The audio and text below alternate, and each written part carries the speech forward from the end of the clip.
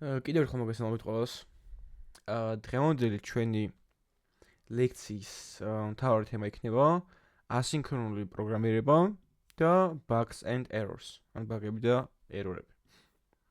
ლექციის მეორე ნაწილიდან უკვე რაღაცეები ვიცით. დებაგერი როგორ გამოვიყენოთ მაგალითად როგორ დავადებაგოთ ჩვენი პროგრამა, მაგრამ კიდე დამატებით რაღაცებს ვისწავლით თვითონ კოდის ნაწილში. მაგრამ ჯერ მოვიდეთ დავიწყოთ ასინქრონული პროგრამირებით. ზოგადად დღევანდელ კვირამდე რა კოდსაც ვწერდით, ყველაფერი იყო სინქრონული. რას ნიშნავს სინქრონული? სინქრონული ნიშნავს, რომ აი მაგალითად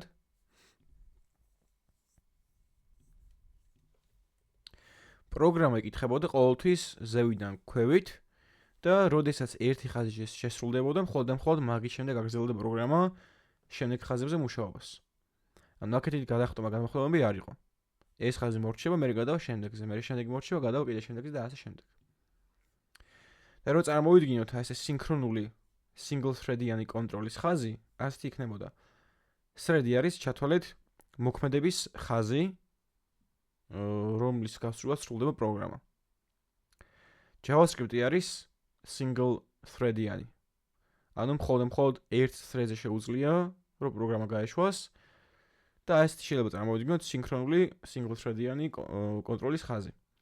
რომ რაღაცა ერთი ნაწილი შესრულდა პროგრამის, მერე მეორე შესრულდა, მერე მესამე მიყვა და ასე შემდეგ. ეს წითელი ხაზი არის მათ შორის რაღაცა ბრჭყალაში პაუზასავით რა. ასევე სინქრონული, მაგრამ ორ thread-იანი კონტროლის ხაზი ასე გამოიყურება. JavaScript-ს მარტო ერთი thread-ი აქვს, ანუ ერთ ხაზზე სრულდება პროგრამა. არის ენები, რომელსაც მრავალი thread-ი აქვს. ანუ აქაც ორი ხაზი გვაქვს, ორივეზე სინქრონულად სრულდება მოქმედება, ანუ პირველზეც რაღაცა დაიწყო, მერე სხვა დაიწყო და მეორე thread-ზეც არის სინქრონული მოქმედება. თუმცა ასინქრონული ასეთი ხაზის შემთხვევაში ნახეთ რა ხდება. დაიწყო ერთი მოქმედება, მაგრამ დალოდების პერიოდი რაც აქვს ამ მოქმედებას რომ გააგრძელოს მუშაობა, ნახეთ, აქ დაიწყო კი არ შეშრებულა, მერე აქაც გრძელდება. თუმცა აი ამ დალოდების პროცესში პროგრამა გაჩერებული არ არის. მეორე მოქმედება სრულდება, რომელიც ასევე ასინქრონულია. და ეს დალოდების პერიოდი რო გაივლის, ისე გააგრძელებს მოქმედებას. სინქრონულზე განსხვავებით იმით განსხვავდება, რომ აქ შეუძლებელია ორი სხვადასხვა ტასკი და ფუნქციონალი გაუშვათ ერთმანეთის პარალელურად. ხოლო აქ, აი ნახეთ, აი როდესაც აი ამას ჭირდება დალოდება, ამის პარალელურად პროგრამა კი არ ჩერდება, არამედ უშვებს მეორე ტასკს, მეორე ფუნქციონალს. ეს არის ასინქრონულობა. ანუ JavaScript-ში ზოგადად სხვადასხვა ენებში ასინქრონულობა გვაძლევს ისეთ რაღაცას, რომლის დროსაც შეგვიძლია რომ რამდენიმე ტასკი და ფუნქციონალი გაუშვათ ერთმანეთის პარალელურად. ზოგადად კომპიუტერის რესურსი, CPU-ს რესურსი, CPU გამოიყენება ყველაზე ძირითადად გამოთვლებში. GPU-ს გამოიყენება გამოთვლებში, მაგრამ ეს პროგრამები უფრო მაინც CPU-ს იმაზე მუშაობს. გამოთვლის რესურსზე. და თუ მე ისეთი რაღაც გავაკეთე ჩემს პროგრამაში, რომელსაც ჭირდება დალოდება, ჩემი ეს ძვირფასი პროცესორის რესურსი არ უნდა გაუფლანგო და არ უნდა გავაჩერო. არამედ აი ამ მოქმედების პარალელურად უნდა გაუშვა სხვა მოქმედება, რათა პროგრამა არ იყოს დაპაუზებული და გაჩერებული. რა შეიძლება რომ იყოს ასეთი მოქმედება ზოგადად რო ახსნათ. აი მაგალითად მინდა რომ სხვა სერვერიდან სერვერი რაღაც განსაკუთრებული და მაგიკური მოწყობილობა არა, სერვერი არის ჩვეულებრივი კომპიუტერი, რომელზე რაღაცა ინფორმაცია და ფაილები ინახება და ამ სერვერზე მოთხოვნას რო გავაგზავნი და უკან დამიბრუნდება. აი მაგას ჭირდება დრო.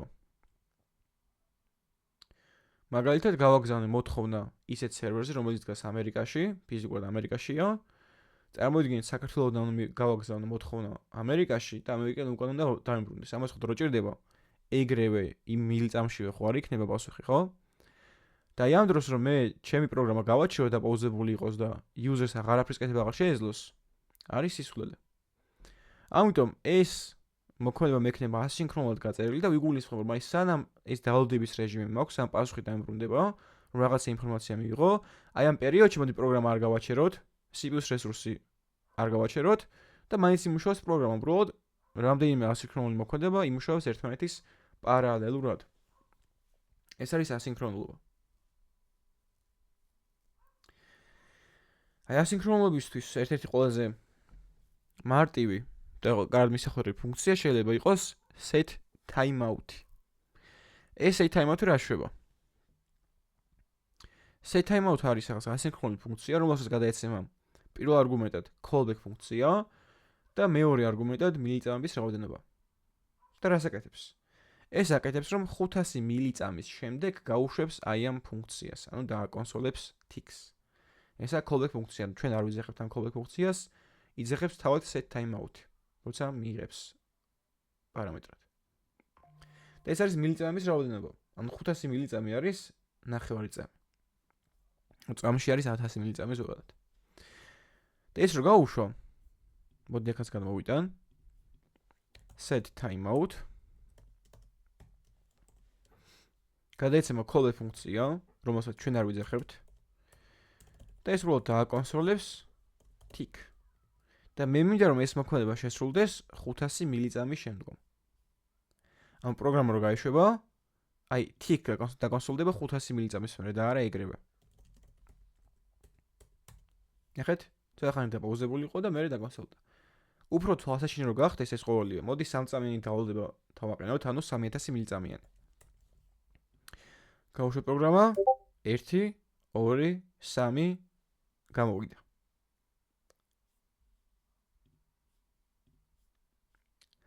ანუ 3000 მილიწამის მერე შესრულდება ეს ფუნქციონალი. და ეს მძიმედ გამოიყოფა, ანუ პირველი არგუმენტი არის callback ფუნქცია და მეორე არგუმენტი არის მილიწამის რაოდენობა. თუმცა ნახეთ, ახლა ეს არის ასინქრონული ფუნქცია. 3 წამი რომ ველოდები აი ამის შესრულებას, ამ 3 წამის განმავლობაში ჩემი პროგრამა არაა დაპაუზებული.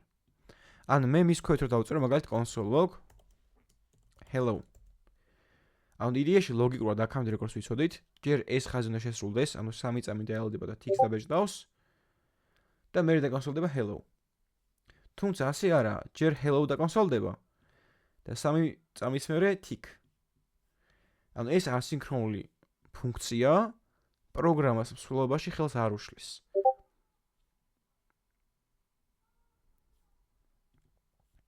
Okay? ეს set timeout უბრალოდ სახელი არა, ანუ ასე ქვია ფუნქციას. ანუ რაც მინდა ის დავარქვა არა, ესა ფუნქცია სახელი, რომელიც არის ასინქრონული. ჩაშენებული ფუნქცია JavaScript-ში. ანუ პროგრამა არ გაჩერდა. ჯერ ეს გაეშვა მესამე ხაზი, იმიტომ რომ ეს უფრო სწრაფად მოხდებოდა console.log-ი და შემდგომ 3 წამის მერე გაეშვა console.log tick. აი ეს error ფუნქცია.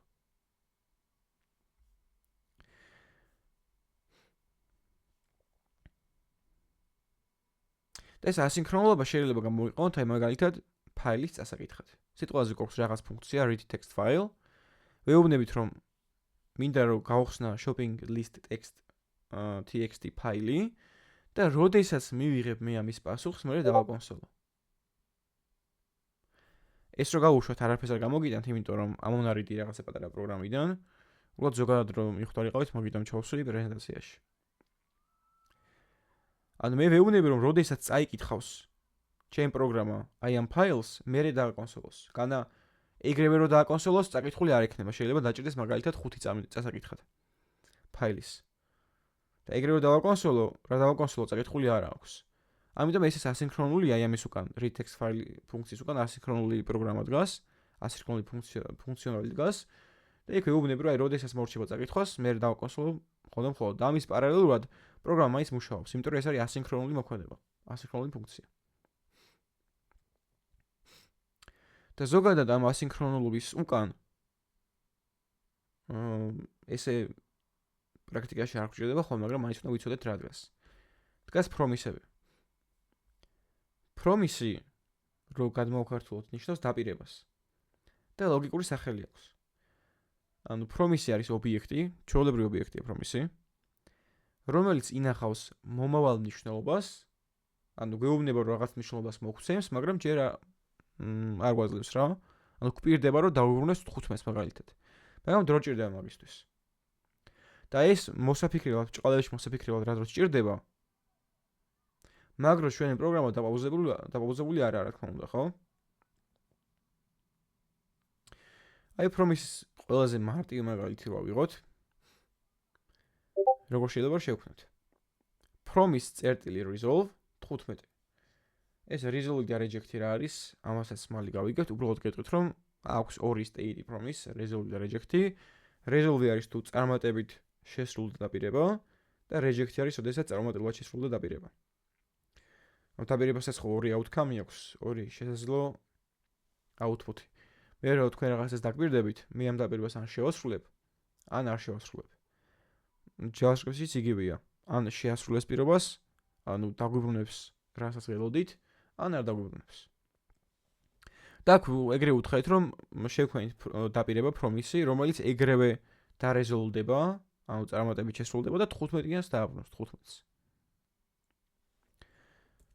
მოდი ეს კოდი დავწეროთ, const 15 უდრის promise წერტილი resolve 15. და მოდი უბრალოდ დავაკონსოლოთ აი ამ ცვლადის მნიშვნელობა. ნახეთ. დავაკონსოლა promise 15. რაღაცა ობიექტია, დაპირების ობიექტია, რომელიც 15 უნდა დააბრუნოს რომელმაც. თუმცა ჯერ ეს 15 არ დაუბრუნებია. მაშინ უნდა ყოფილიყო ასე 15 დაწერილი. ანუ ჯერ კიდევ ფიქრობს, ესეც ანუ დაპირება არის ასინქრონული. რაღაცა დრო ჭირდება. და მე რო ეგრევე კონსოლოგით ვაკონსოლებ 15-ს, ახლა რა ხდება ნახეთ? პირველი ხაზი რო არის ასინქრონული, დაპირება ვერ ასწრებს შესრულებას და ეგრევე კონსოლოგი ეშვება. ანუ კონსოლოგი იქამდე გაეშვა, სანამ დაპირება შესრულდებოდა, იმიტომ რომ ამას დრო ჭირდება. რაღაც გარკვეული. რაღაც 2-3 წამს არ ვამბობ, აი მილიწამები ჭირდება, მაგრამ მაინც დრო ჭირდება, კონსოლოგი უფრო სწრაფია. ანუ კონსოლოგმა დაასრო, ჯერ ეს დაკონსოლდა და იდეაში დაასრო დარეზოლვება. ანუ იმის შესრულება, პირობის შესრულება. და ასე დროს იდეაში კარგი იქნებოდა რომ მქონდეს მექანიზმი, რომლის დახმარებითაც დაპირებას ვეტყოდი, რომ აი ეს დაპირება რო შესრულდება, მოდი მხოლოდ მას შემდეგ გამოვიტანოთ მის მიერ დაბრუნებული მნიშვნელობა. და ესეთი რაღაც JavaScript-ში არსებობს. ეს არის then მეთოდი. 15 ცვლადზე, რომელიც არის დაპირება, ვადებთ then მეთოდს და გულისხმობთ, რომ როდესაც ეს 15 ცვლადში რა promise-იც არის და პირობა, კი არა, დაპირება, ეგ დარეზოლვდება, ანუ შესრულდება. მხოლოდ მას შემდეგ გავუშვათ აი ეს callback ფუნქცია. ამ callback ფუნქციაში შევავთ კონსოლდება value. პარამეტრა მაქვს value. ამ პარამეტრის მნიშვნელობა იქნება ის მნიშვნელობა, რასაც დააბრუნებს 15 დაპირება დარეზოლვების შემდეგ. ანუ 15-ს. იმიტომ რომ აქ ცალსახად ვეუბნებით, რომ დაპირებამ დააბრუნოს 15 და აქ მიწერია, როდესაც დაპირება დარეზოლვდება, ანუ შესრულდება, მხოლოდ ამის შემდეგ დააკონსოლოს value. value იქნება 15. გინდა თემო დავარქვა, მაინც 15 შენახება თემოში. ეხლა ნახეთ 15 წერტილი then და გადავცეთ error ფუნქცია. სადაც იქნება რაღაცა value დავარქვათ. პარამეტრია და რას მინდა დავარქვავ და დავაკონსოლოთ value. და გამოვიდეთ 15. ანუ ახლა უკვე განა promise-ი გამოვიდა, დაპირების ობიექტი, არამედ თვითონ ის მნიშვნელობა, რაც დააბრუნა დაპირებამ. იმიტომ რომ აქ მეწერა, რომ დაპირება როცა დარეზოლვდება, მხოლოდ მაგის შემდეგ then ნიშნავს შემდეგს ქართულად. თუმცა მე რო აქ დავწერო console log hello, ჯერ hello დაკონსოლდება და მე 15, იმიტომ რომ ეს არის სინქრონული ფუნქცია. უფრო სწრაფია, ვიდრე ეს ასინქრონული მოქმედება.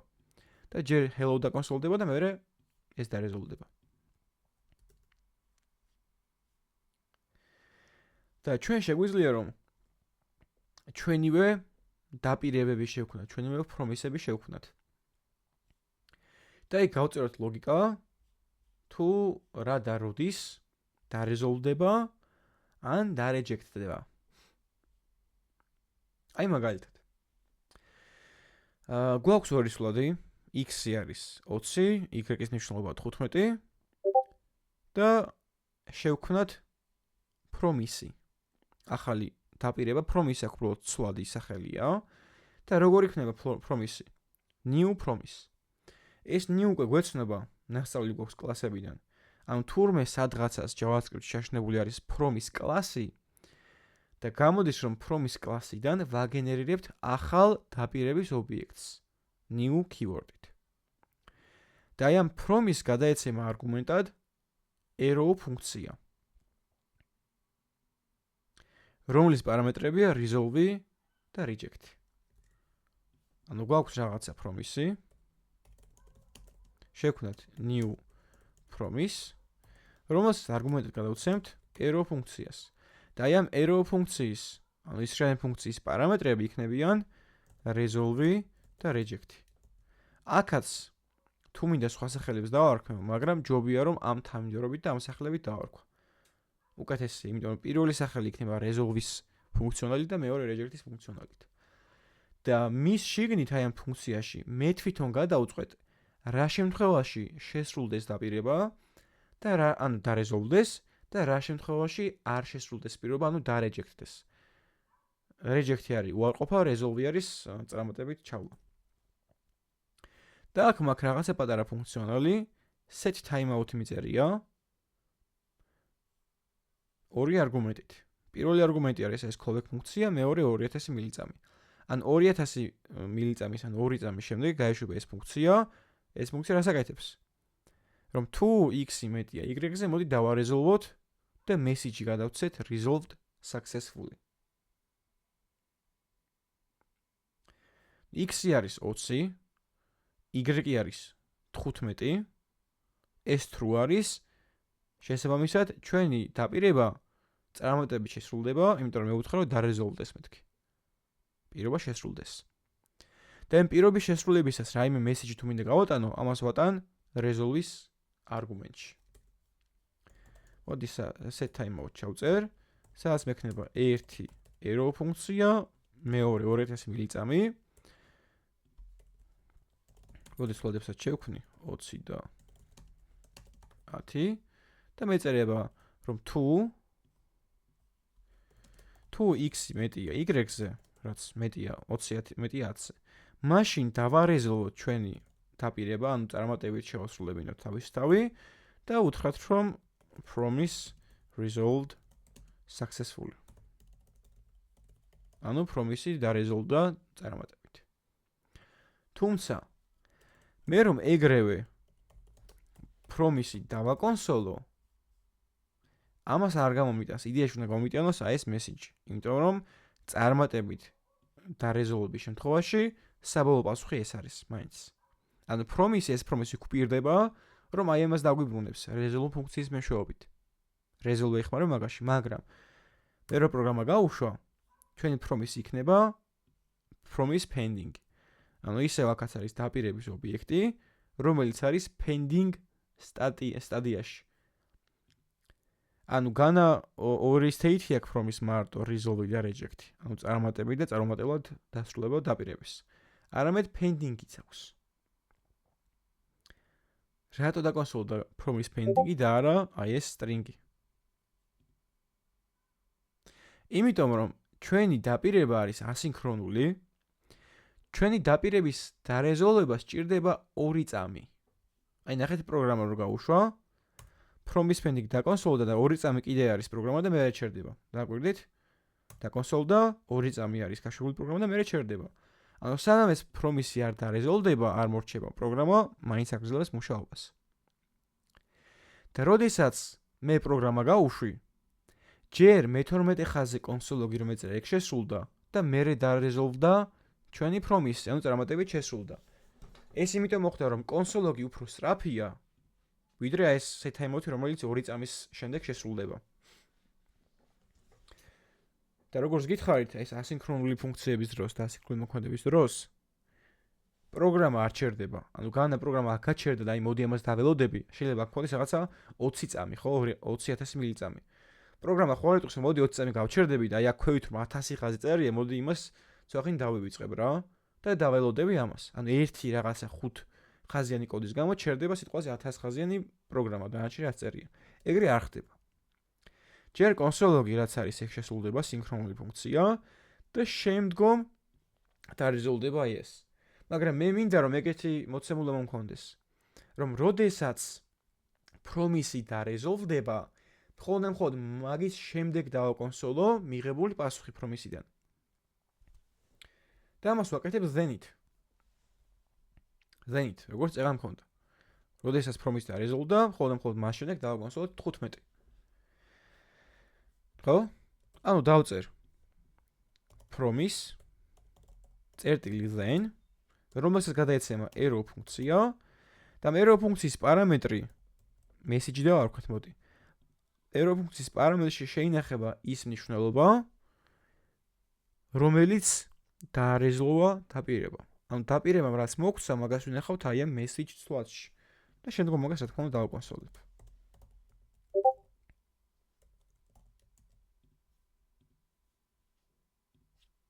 გავუშვებ პროგრამა. 2 წამი ველოდებით და მე კონსოლდება promise resolved successfully.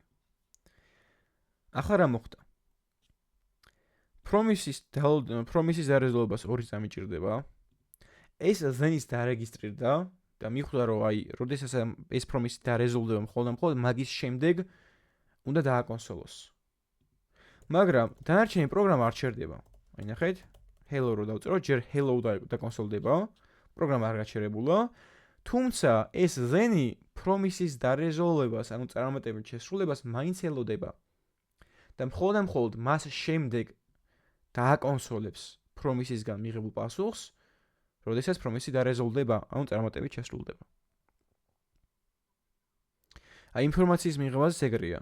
მე რო გავაგზავნე მოთხოვნა, ვამბობ რომ აი როდესაც პასუხს მივიღებ, მე გამოვიყენებ და დავაკონსოლებ, მაგრამ მანამდე პროგრამას არ ვაჩერებ. მაინც სრულდება დანარჩენი რაღაცა 10, 20 თუ 1000 ხაზიანი პროგრამა. ან მთლიანი პროექტი.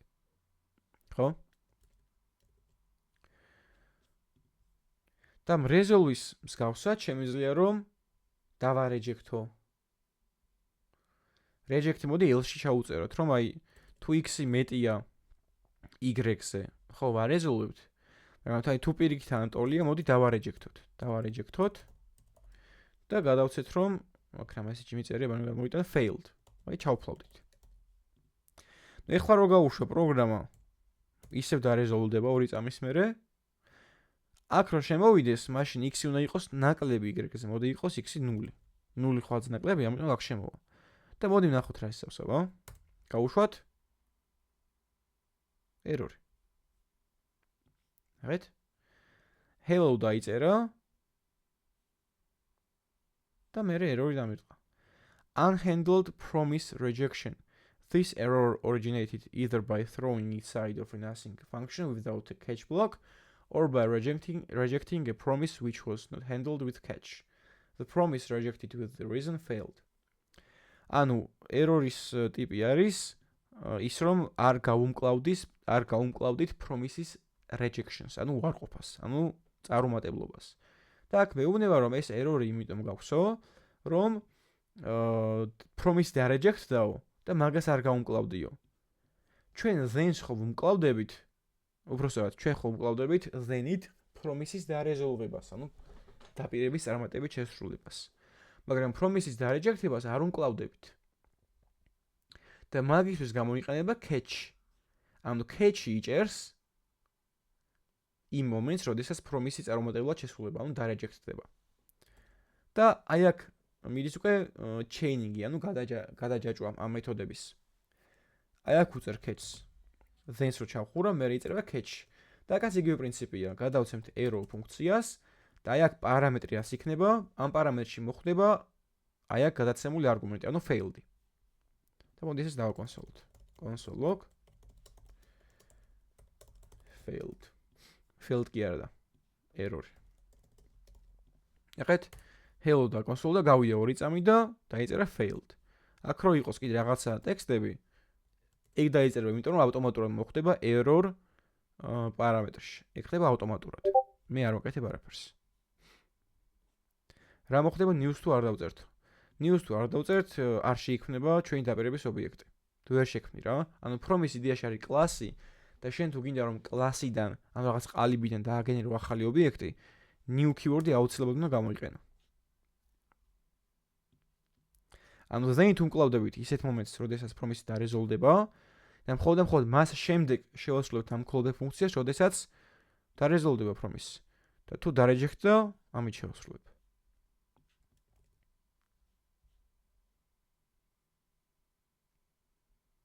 ოკეი. აქამდე თუ რამე გაუგებარი იყო, კითხვები დამისვით და გიპასუხებთ.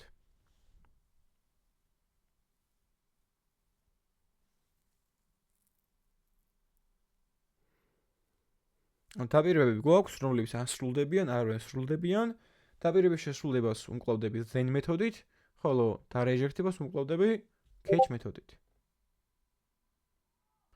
message საიდან მოდის? კი, ჩაშნებული არის. ანუ აქ გინდა message მეწეროს. გინდა ნიკა მაგალითად.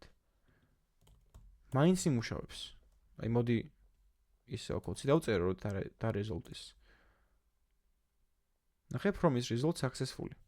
ანუ აქ ნიშნულობა არ აქვს რა შეუწერ. უბრალოდ ზოგადად ეგრე ხდება, რომ აი ამ callback ფუნქციის პარამეტრში შეინახება ის ნიშნულობა, რასაც გადასცემ resolves არგუმენტად. catch-იც იგივეა, აქ რაც არ უნდა ერქვას პარამეტრს, ნებისმიერი სახელი, შეინახება ის ნიშნულობა, რასაც გადასცემ reject ფუნქციას არგუმენტად. ანუ ეს. ეგ არის ავტომატური.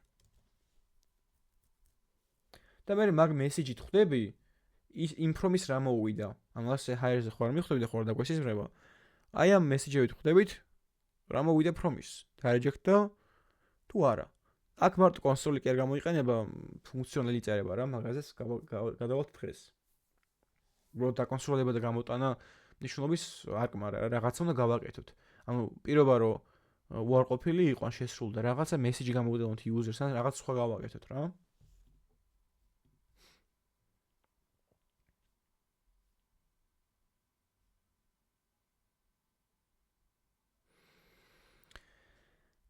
ოკეი.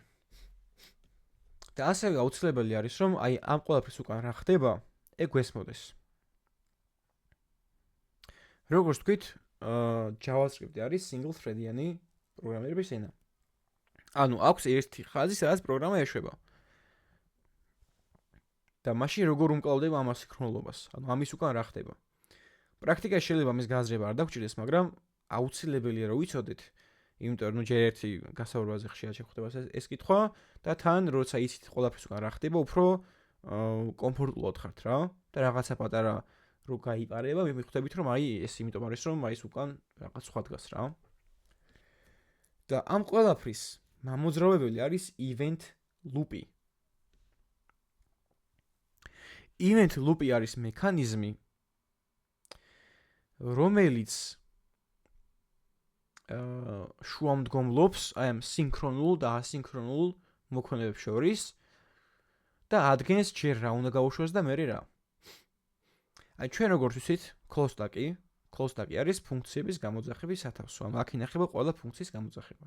console logit, logger, main ყველაფერი არის ფუნქცია. და event loop-ი რას აკეთებს? event loop-ი ჯერ უყურებს call stacks. call stack-ში ვარდება რაღაც სინქრონული ფუნქციები. ჯერ call stack-ი უნდა იყოს დაცარიელებული, რომ გაეშვას ასინქრონული მოქმედება. აქაც მაგიტომ ხდებოდა, ანუ ჯერ console log-ი ეშვება და მერე სხვა ასინქრონული მოქმედება. თუ call stack-ი ცარიელი არაა და კიდევ რაღაცა ბევრი ფუნქცია არის გამოსაძახებელი, ასინქრონულ ფუნქციას ვერ გადაიტანს აქეთკენ. ანუ ჯერ ცარიელი უნდა იყოს call stack-ი, რომ მერე გადაუშვას. მერე არის კიდევ callback queue, მიკროტასკები და ასე შემდეგ. აი მაგალითად არის set timeout-ი, ან DOM-ის ივენთები, რომელზეც მერე გადავალთ, აი on click-ი მაგალითად არის, რომ აი რაღაცა დაეკლიკება, მოდი დავაკონსოლოთ ღილაკის მნიშვნელობა, ან ტექსტის მნიშვნელობა. ან set timeout-ი, DOM-ი, fetch და ასე შემდეგ, fetch-ს დღესაც გავვლით. ანუ ეს event loop-ი ამოწმებს და რაღაცა პრიორიტეტებს ანიჭებს თითოეულ აი ამ სათავსოს. იქნება ეს callback queue, მიკროტასკები და ასე შემდეგ. და როდესაც call stack იქნება ცარიელი, მერე გადაიტანს აი ამ ფუნქციებს, ასინქრონულ ფუნქციებს და რაღაცა მიკროტასკებიდან და callback queue-იდან რაღაც ფუნქციებს call stack-ში. და მერე გამოიძახებს. ანუ callback-ები ცალკე კონტროლდება, ცალკე ადგილასაა. ეს set timeout-ი, DOM-ი, fetch-ის ფუნქციები და ეგეთი ასინქრონული მოქმედებები ცალკე არის და თითოეულს ენიჭება რაღაცა პრივილეგიები. და event loop-ი აკონტროლებს მაგ ყოველივეს. აი მაგალითად მაქვს console log start-ი, მერე set timeout-ი, რომელსაც აქვს ორი არგუმენტი. ეს არის პირველი timeout callback ვაკონსოლებულა და მერე არის 0, ანუ 0 მილიწამში გაუშვას. და მერე console log end. აი ეს პროგრამა რო გაუშვა. თქვენი აზრით რას დააკონსოლებს? ან ჯერ რას, მერე რას და მერე რას?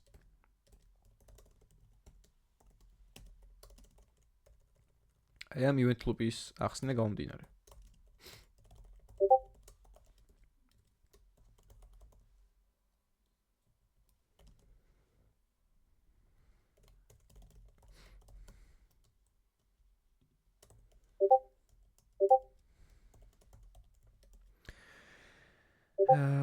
ჯერ end start end time callback start and time out start end და მე time out. Okay.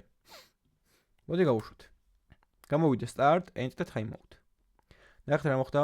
ეხლა event loop-ი ამ ყველაფრის უკან კულისებს შეასაკეთებს. გამოვიძახეთ console ფუნქცია, რომელიც ჩავარდა call stack-ში, ეგრევე შესრულდა და call stack-ი გახდა ცარიელი. მე მართალია აქ მიწერია 0 მილიწამი, მაგრამ ეს set time-out-ი მაინც ასინქრონულია და set time-out-ი ჩაჯდება აი ამ ყუთში, რომელიც განკუთვნილია web API-ისთვის.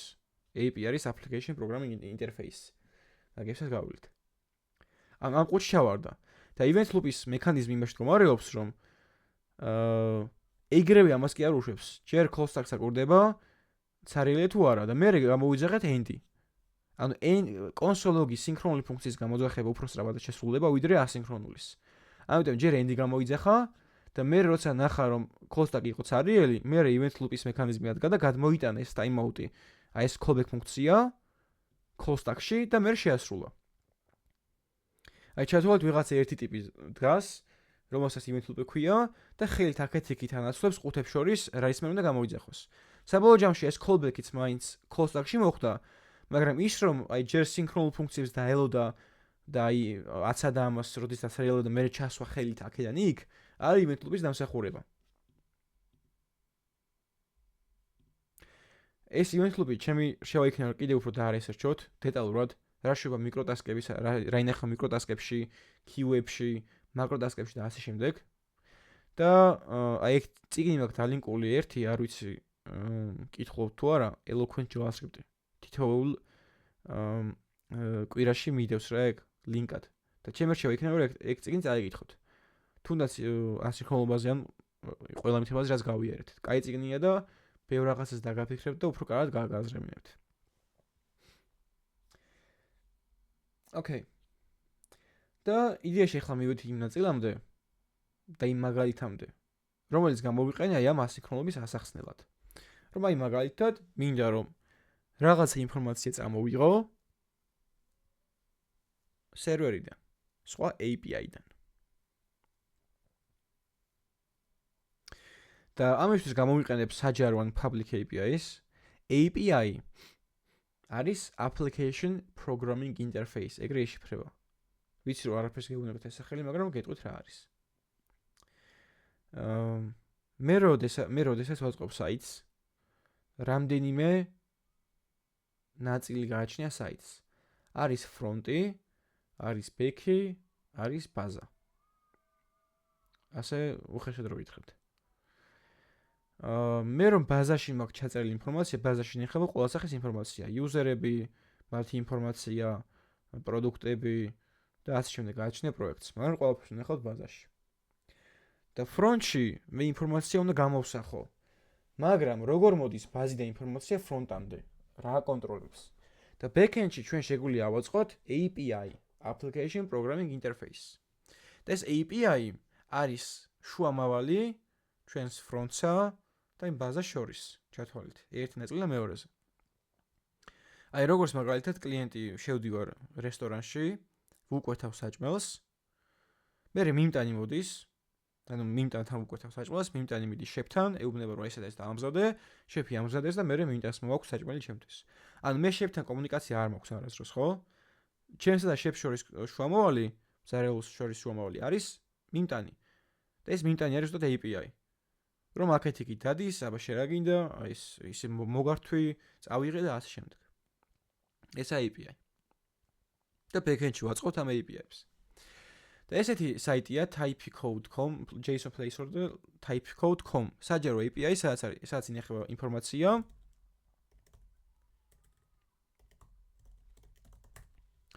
მოდი მათ შევიდეთ. და აქ არის რამდენიმე endpoint-ი, ანუ რაღაც რესურსი. აი მაგალითად მე შემიძლია წამოვიღო პოსტები. აი აქ /post-ზე რო დავაჭერ, მისამართი არის JSON placeholder.typecode.com/posts. და ინახება აქ 100 ობიექტის მასივია მგონი. ხო, 100 ობიექტის მასივია. ანუ მე უნდა გავაგზავნო მოთხოვნა აი მისამართზე და აქ რაც ინახება მისამართზე, ეგ უნდა წამოვიღო უკან. და ეს ხდება fetch ფუნქციის გამოყენებით. აი ამ fetch ფუნქციის გამოყენებით. ეხლა ეს fetch ფუნქცია რას აკეთებს? Fetch ფუნქციის არგუმენტში წერთ იმ მისამართს URL-ს, სადაც მინდა რომ მოთხოვნა ნუ request-ი გავაგზავნო. მოდი დავწეროთ. ამ ლინკს დავაკოპირებ. Fetch yes. და მოდი ეს სულად შევინახოთ, response დავარქვათ. იმიტომ რომ მოთხოვნას რო ვაგზავნი, უკან პასუხი მიბრუნდება response. და დავაკონსოლოთ, მოდი რა არის ეს response. გავუშვათ პროგრამა. თურმე ეს fetch ფუნქცია აბრუნებს pending-ს, რომელიც არის from-ის აბრუნებს, რომელიც არის pending სტადიაში. ანუ ამით რას მეუბნება მე ეს ყოველივე. Fetch-ი არის ასინქრონული ფუნქცია, რომელსაც დრო ჭირდება რომ შესრულდეს. აი ნახეთ, მე რო აქ დავწერო ჯერ console log hello, ჯერ hello დაკონსოლდება. სანამ შესრულდება ეს. ნუ ეხა ეს იმიტომ კონსოლდება რომ ეგრევე კონსოლი მიწერია, მაგრამ მე იმას გულისხმობ რომ სანამ ეს fetch ფუნქცია დაარეზოლდება, ანუ fetch ფუნქციის მიერ დაბრუნებული პირობა წარმატებით შესრულდება, მანამ დაასრულებს console-ლოგი. ანუ ამას დრო ჭირდება.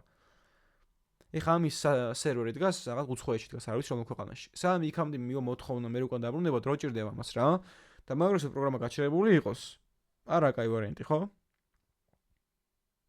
ამიტომ პროგრამა ისე გრძელდება ჩვეულებრივად და მე აი ამ fetch ფუნქციის დაბრუნებულ from-ის უნდა უთხრა, რომ აი შენ როდესაც დარეზოლდები, ანუ წარმატებით მომაწვდი პასუხს, აი მოდი მერე დაგაკონსოლებ, ან მერე გიზავ რაღაცას. და მაგისთვის გამოიყენება then მეთოდი, ხო? როგორც ვთქვი, ვიცით. აი, fetch-ზე ვადებთ then მეთოდს, ნუ აქ გადამითად შეიძლება, მაგრამ უკეთესად წაკითხოთ რომ იყოს მაგიტომ. და რას ვაკეთებთ? then მეთოდში გადაეცემა error ფუნქცია. მოდი აქ დავარქვათ response გვიბრუნდება. თუ მინდა სხვა რამეს დავარქვი. ანუ fetch ფუნქცია ხო დააბრუნა from-ის დაპირება. აი მაგ დაპირებას დავადეთ then-ი და უთხარით რომ ეს from-ისი რო დარეზოლდება, ანუ წარმატებით შესრულდება. ის resolve და reject-ი უკან დგას, მაგას ჩვენ ხელით არ ვაკეთებთ. fetch-ი შვება რა. აი მაგის შემდეგ მოდი დავაკონსოლოთ ჩვენი response. რა არის? გავუშვათ და ნახეთ, ჩვენი response არის რაღაცა უშველებელი ობიექტი, რომლის სტატუსი არის 200. მაგრამ request და response აქვს რაღაც სტატუს კოდები, 200-იანი სტატუს კოდი აღნიშნავს, რომ წარმატებით შესრულდა. აქვს header-ები, ანუ ინფორმაცია response-ზე, რომ აი 18 ნოემბერს მოვიდა 16 საათსა და 51 წუთზე. ასევე აქვს OK, რომელიც არის true, ანუ წარმატებით შესრულდა და body. აი ამ body property-ში ინახება ის ინფორმაცია, რომელიც ჩვენ გვჭირდება. ანუ ეს 100 ობიექტისგან შემდგარი მასივი. თუმცა ასე ეგრევე response.body-ს ვერ დავწერთ. მე თუ მინდა რომ body-ში ჩაწერილი ინფორმაცია ამოვიღო, ვიყენებ JSON methods. მოდი გავუშვოთ. და ამა დააბრუნა კიდე from-ის pending-ი. ანუ თურმე JSON-ის რაღაცა ასინქრონულია, დრო ჭირდება და ამასაც უნდა უთხრათ, რომ აი როდესაც ამის მიერ დაბრუნებული დაპირება შესრულდება, ანუ დარეზოლდება, მხოლოდ მაგის შემდეგ დავაკონსოლოთ მიღებული მნიშვნელობა. ანუ დაპირება მეუბნება, რომ კი მოგცემ ინფორმაციას, ბაზარი არაო რა, მაგრამ ჯერ არ მაქვს რა გავაკეთო, pending-ში ანუ ფიქრობს. აი როცა დაასრულეს მაგ ფიქრს და მუშაობას, აი მხოლოდ მაგის შემდეგ, ანუ then გამოვაკონსოლებთ. ანუ ამ ფუნქციას შემიძლია დავარითარნო response.json-ი.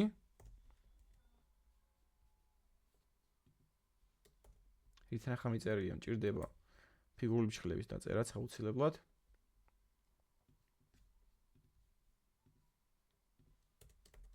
ასე. ანუ then მეთოდი აბრუნებს, ანუ ეს ხო promise-ია, promise დავადე then მეთოდი. და ეს მიბრუნებს დაპირებას.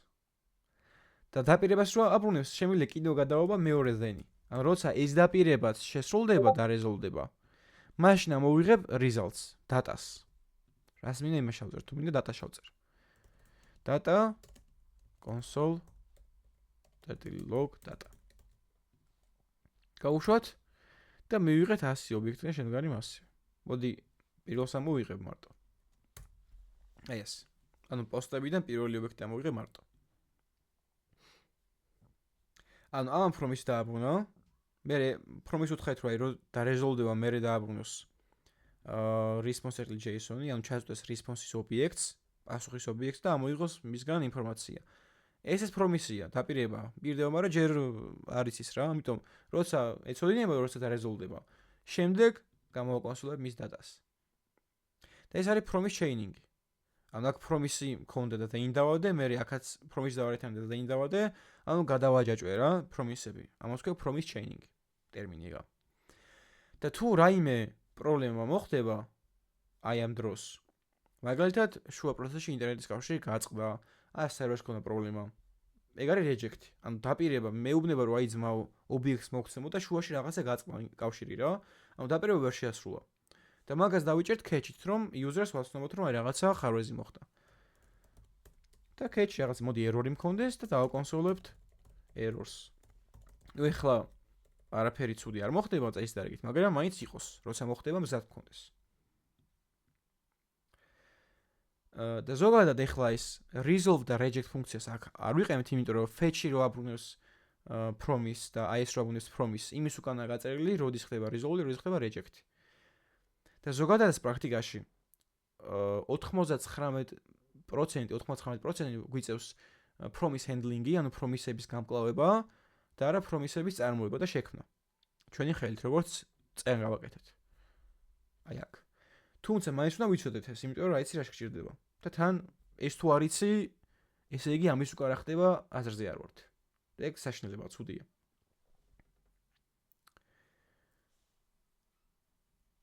აქამდე შეკითხვები თუ გვაქვთ, დამისვით.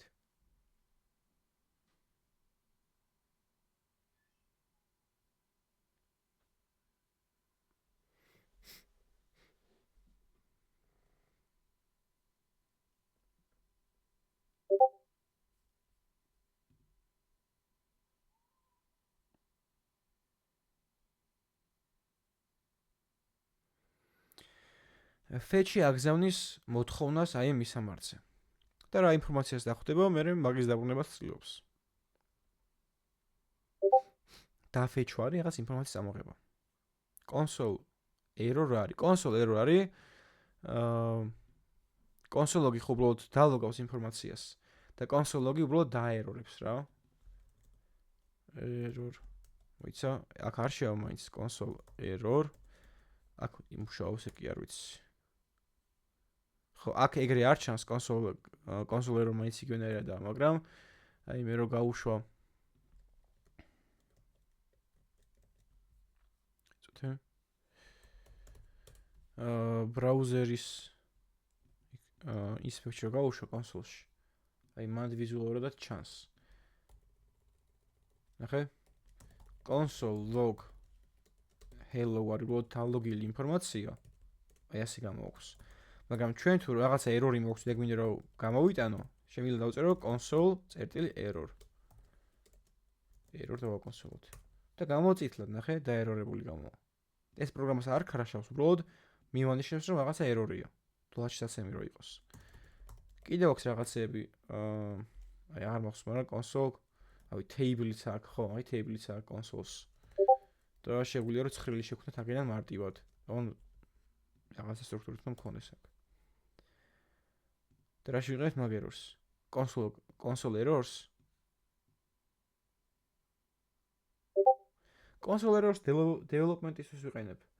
ანუ მე რო აქ უბრალოდ ვაკონსოლებ console errors, ასე რომ შვები რა, და მე აქ error-ი მიჩნდება ბრაუზერში. შეიძლება უცოდ ვერ შევამჩნიე, იმიტომ რომ ჩვეულებრივი ტექსტითაა, მაგრამ console error მიწერია, ნახე, წითლადაა გამოყვანილი და მივხვდები რომ რაღაცა კარგად არ მოხდა და მოდი იქნებ შეიძლება გავასწორო. მაგაში გამოიყენება. ანუ user-ისთვის მნიშვნელობა არ აქვს, იმიტომ რომ user-ი აქ არ შედის და ვერ ხედავს. Development-ის პროცესში უბრალოდ კომფორტული არის. კონსოლოგისაც არ ხედავს user-ი, ჩვენთვის არა. ჩანიშნის ხო უფრო თვალსაჩინო რომ იყოს error-ი და რაღაცა პრობლემა. Okay. და იდეაში ეს ანუ ასინქრონულობა ყველაზე ხშირად მაინც გვჭირდება აი ამ მომენტში რომ რაღაც request-ი გავაგზავნოთ და უკვე მივიღოთ პასუხი. ანუ მოთხოვნა გავაგზავნოთ და მივიღოთ პასუხი. ანუ response.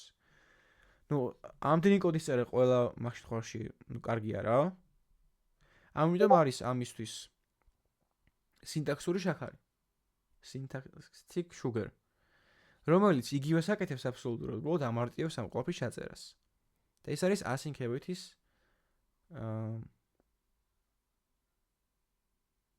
სინტაქსი. წარმოვიდგინეთ აქ რაც მიწერია, კეთდება აი ამით. და აქ რა ხდება? მაქვს response ცვლადი და მე უბრალოდ fetch თუ აგზავნით აი ამ მისამართზე მოთხოვნას, ანუ requests. და fetch-ამდე მიწერე await. Await ნიშნავს დალოდებას. await-ი რას აკეთებს ნახეთ? await-ი აპაუზებს აი ამ ფუნქციის მოქმედებას მანამ სანამ fetch-ის მიერ დაბრუნებული პრომისი არ დარეზოლვდება, ანუ წარმატებით არ შესრულდება. იმიტომ რომ მეორე ხაზზე მიწერე const data უდრის await response json-ი. მე რომ response-დან response დავადო json მეთოდი, ანუ ამოვიღო response-დან data. მანამდე response უნდა მქონდეს. და მე თუ ეგრევე გავუშვი ეს მეორე ხაზი და პირველს არ დაველოდე, მე response-ი არ მაქვს ჯერ ველოდები. ამიტომ await-ი ელოდება პრომისის დარეზოლვებას.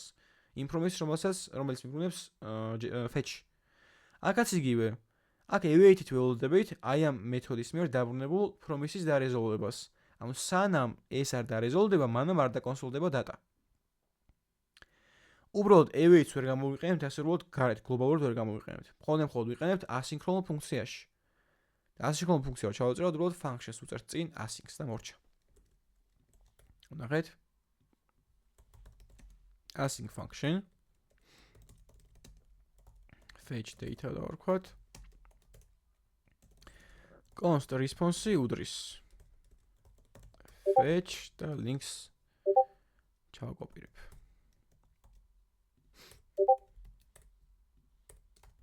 მოდი ჯერჯერობით ეს ფუნქცია გავუშვათ. და დავაკონსოლოთ response. ნახეთ? response კი არა, response მოკლია. response არის პრომისი, რომელიც panic სტადიაშია. ანუ ეს ხაზი რო წაიგითხა, მე ეგრევე დააკონსოლე response-ი და აი ამ დროს ჩვენი პრომისი დარეზოლვებული არ იყო. და შესაბამისად მე აქ არ შემული ეგრევე გავწერო const data უდრის response .json. და მე დავაკონსოლოთ data.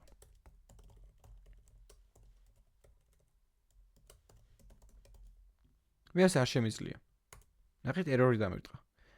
response JSON is not a function. JSON-ს ვერ გამოვიყენებ response-ზეო. ანუ response უნდა იყოს უკვე fetch-ის მიერ დაბრუნებული პრომისიდან გამომავალი ინფორმაცია, ანუ response-ის ობიექტი. response-ის ობიექტს აქვს JSON-ი და არა promise თვითონ. და ეს promise-ი აბრუნებს response-ის ობიექტს. ანუ ჯერ ამას თავისი დაპირება არ შეუსრულებია, რომ ეგრევე ამაზე გადავიდა. ამიტომ აქ await-ით უნდა დაველოდოთ, რომ ეს დაპირება შესრულდეს და როდესაც მექნება response-ი, მე გაგრძელდება ფუნქციის მნიშვნელობა. აქაც იგივე. ეგრევე ხო ვერ დავაკონსოლოთ, ეხლა response წაიკითხავს. მაგრამ ეს data არის promise-ი. response-ი ახლა უკვე მაქვს, იმიტომ რომ პირველ ხაზი დაველოდე, მაგრამ ამან ხო promise დამებრუნა და ეგრევე ვაკონსოლებ promise. ანუ მის დარეზოლვებას არ ველოდები. ამიტომ აქაც უნდა დაველოდო მის დარეზოლვებას. ანუ ეს await-ი აპაუზებს ფუნქციის მსვლელობას, მანამ სამ ეს promise არ დარეზოლვდება. მხოლოდ ამ ფუნქციის და არა მთლიანი პროგრამის. მაგიტომაცაა რომ გარეთ await-ს ვერ გამოვიყენებ, იმიტომ რომ იდეაში მთლიანი პროგრამას დააპაუზებდა.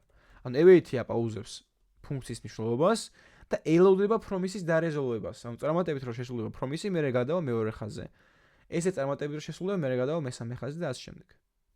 და ეს აკეთებს აბსოლუტურად იგივეს. მოდი პირველი ობიექტი წამოვიღოთ. ასე.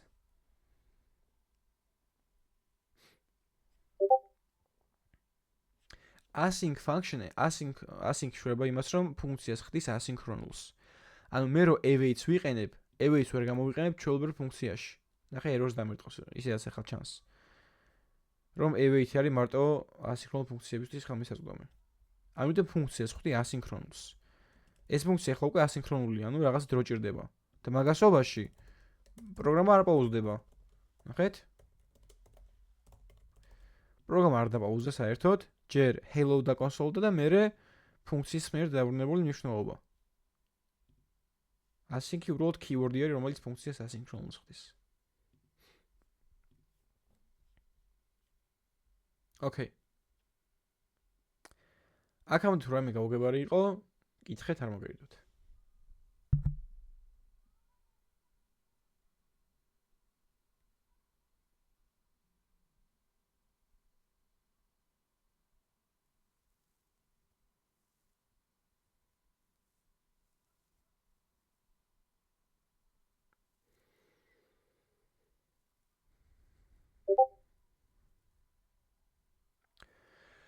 თვითონ ფუნქციის გამოძახებას დავადოთ time-out-ი? კი როგორ არა. ჩვენ შეგვიძლია რომ ეს ფუნქცია გავუშვათ 3 წამის მერე. ანუ ამას ხო რაღაცა დრო ჭირდება რომ შესრულდეს. და მაგას კი 3 წამს დავუმატებთ და ვიტყვით რომ ეს სიტყვაზე set timeout და 3 წამის მერე შესრულდეს. მაგრამ ნახეთ ეგ კაი კითხვა რო დამისვი და გეტყვი რატო. ნახე ეხლა error-ი დამივიტყვა, იმიტომ რომ ეს უნდა იყოს callback ფუნქცია. ანუ მე ჩემი თვითძახი ვაქვს, არ და set time-out უნდა გამოვიძახოს, ამიტომ callback ფუნქციას გადავცემ, სადაც გამოვიძახებ fetch data ფუნქციას. და 3 წამი დაელოდება და 3 წამის მერე გავუშვებს fetch-ს. თუმცა ამის მოკლე ვერსია არის, რომ ეგრევე უბრალოდ ფუნქციის სახელი ჩავწერო. მრგვალი ჭრილები არა, მრგვალი ჭრილი გამოიძახოს და callback-ი აღარ იქნება. ესეც იმუშავებს. Hello, 3 წამი ველოდები და მერე ვაგზავნი მოთხოვნას.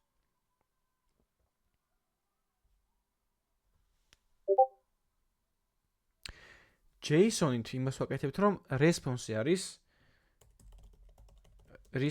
არის პასუხის ობიექტი.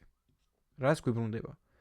და მაგაში არის მთავარი ინფორმაცია, body property-ში არის მთავარი ინფორმაცია. და მაგიდან უნდა მოვიღოთ ჩვენი სასურველი data. და JSON მეთოდი მაგაში გვეხმარება, რომ აი ამას ბჭყალში parsing-ს გავუკეთებს რა. ამოიღეს body-დან ჩვენთვის სასურველ ინფორმაციას. JSON სხვა ენა არა? JSON-ი არის ფორმატირების ენა. JavaScript syntax object notation. და აქ უბრალოდ მეთოდი არის ჩათვალე, რომელიც გვეხმარება response ობიექტიდან ამოვიღოთ ჩვენთვის სასურველი ინფორმაცია.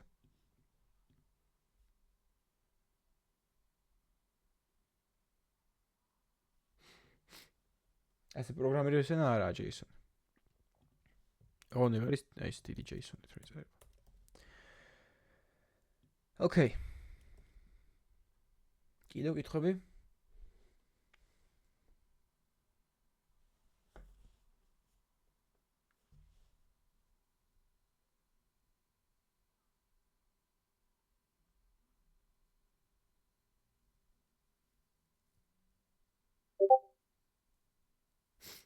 ნახე? ჩვენი მიზანი ხომ არის რომ აი ეს აბრუნებს response ობიექტს. აქამდე როგორ მომყვები? რომ fetch-მა დააბრუნა promise-ი, დაპირება და იქ დაპირება რომ დარეზოლდა და წარმატებით შესრულდა, მაგან დააბრუნა ობიექტი, ანუ პასუხის ობიექტი. აი მან რამდენად მომყვები? ეს არის პასუხის ობიექტი, რომელიც შეიცავს უამრავ ინფორმაციას request-ზე. როდის გაიგზავნა, როგორი იყო პასუხი, რაც header-ები აქვს აქ, როდის date, connection-ი, expires, პრაგმა და ასე შემდეგ. აქამდე როგორ მომყვები?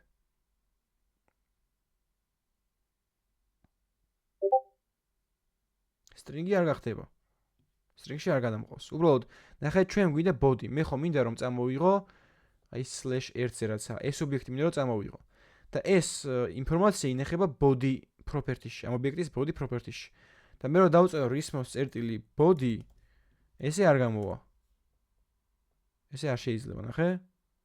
გამოიტანა readable stream, locked, false state, readable, ანუ რაღაც readable stream-ი კიდე ობიექტია რა. ეს ობიექტი რო გავხსნა მე, შიგნით ჩავიხედო და ჩემი data ამოვიღო, მაგისთვის მჭირდება JSON მეთოდი.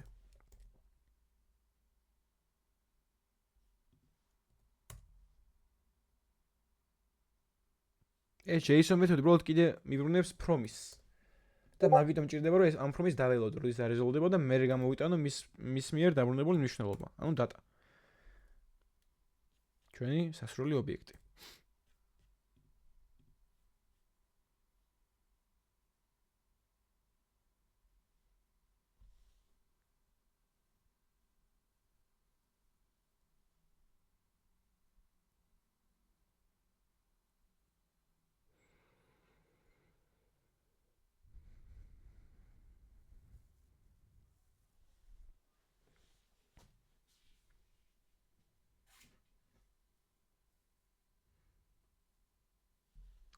Okay.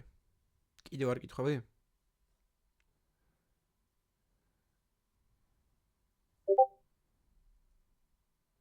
ზუსტად, await ელოდება, როდის შესრულება წარმატებით promise. ანუ დარეზოლდება.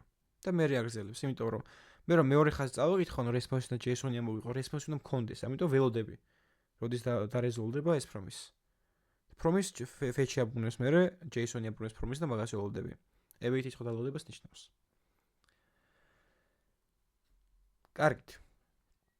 მოდი გადავიდეთ დღეისთვის მეორე მასალაზე. Bugs and errors. რაღაცები უკვე გავლილი გვაქვს აქედან, აი, როგორ გამოვიყენოთ debugger-ი მაგალითად, ამიტომ მოდი ვარიმ ესეც გავიაროთ. ზოგადად ამ bug-ებს და error-ებს საიდან წამოვიდეს bug-ი ზოგადად ხო არის ხოჭოს ნიშნავს და bug-ად აღვიქვავთ ისეთ პრობლემას, რომელიც პროგრამას არ crashავს ან არ error-ებს, მაგრამ ისეთ რაღაცას იწვევს პროგრამაში, რომ სხვანაირი პასუხი ხვდება. ანუ ის არა როგორც უნდა იყოს, რაღაცა ხარვეზია. და ეს ბაგი ან ხოჭო შემთხვევით არ დავარქმევიათ. სულ პირველი პრობლემა ეს კომპიუტერების ხანა რო შემოვიდა, როგორ გაჩნდა. რაღაცა ისე მუშაობდა პროგრამა, როგორც არ უნდა იმუშავა წესით, კომპიუტერი გახსნეს და ნახეს შიგნით ნამდვილი ხოჭო. ანუ ეს ხოჭო უშლიდა შიგნით რაღაცა ტექნიკურად პროგრამის სწორად გაშვებას. აი ეს ხოჭო არის. და აი ამ ხოჭოს გამო დაერქვა bug ისეთ პრობლემას, რომელიც ჩვენ პროგრამას არასასრულ შედეგს მიაღებინებს. და ეს bug-ი უნდა ვიპოვოთ. ანუ error-ი უფრო კაი, error-ი გვეუბნება რომ აქ შეცდომა გაქვს, მაგრამ bug-ზე არავინ არაფერს არ გვეუბნება რომ შეცდომა არისო რა. უბრალოდ არასწორი პასუხი მივიღეთ და ეხლა ჩვენ უნდა გავარკვიოთ როგორ უნდა მივიღოთ. და აი ლექციის მეორე ნაწილში ვისაუბრებ მაგაზე ზუსტად როგორ უნდა შევიმსუბუქოთ ეგ საქმე რომ ნაკლები bug-ი გქონდეს. აი მაგალითად. გამოვიყენოთ strict mode-ი, ანუ მკაცრი რეჟიმი ჩვენს JavaScript-ის პროგრამაში. მე როდესაც ნახეთ. მე როდესაც მიწერია for cycle იუდრის 0-ს, ინაკლებია AC, I++ და უბრალოდ დავაკონსოლოთ I, ანუ 0-დან 10-მდე რიცხვები. ეხლა რო გავუშვა ეს ჩვეულებრივ იმუშავებს 0-დან 10-მდე დაბეჭდავს რიცხვებს. მაგრამ მე აქ let-ი დამავიწყდა.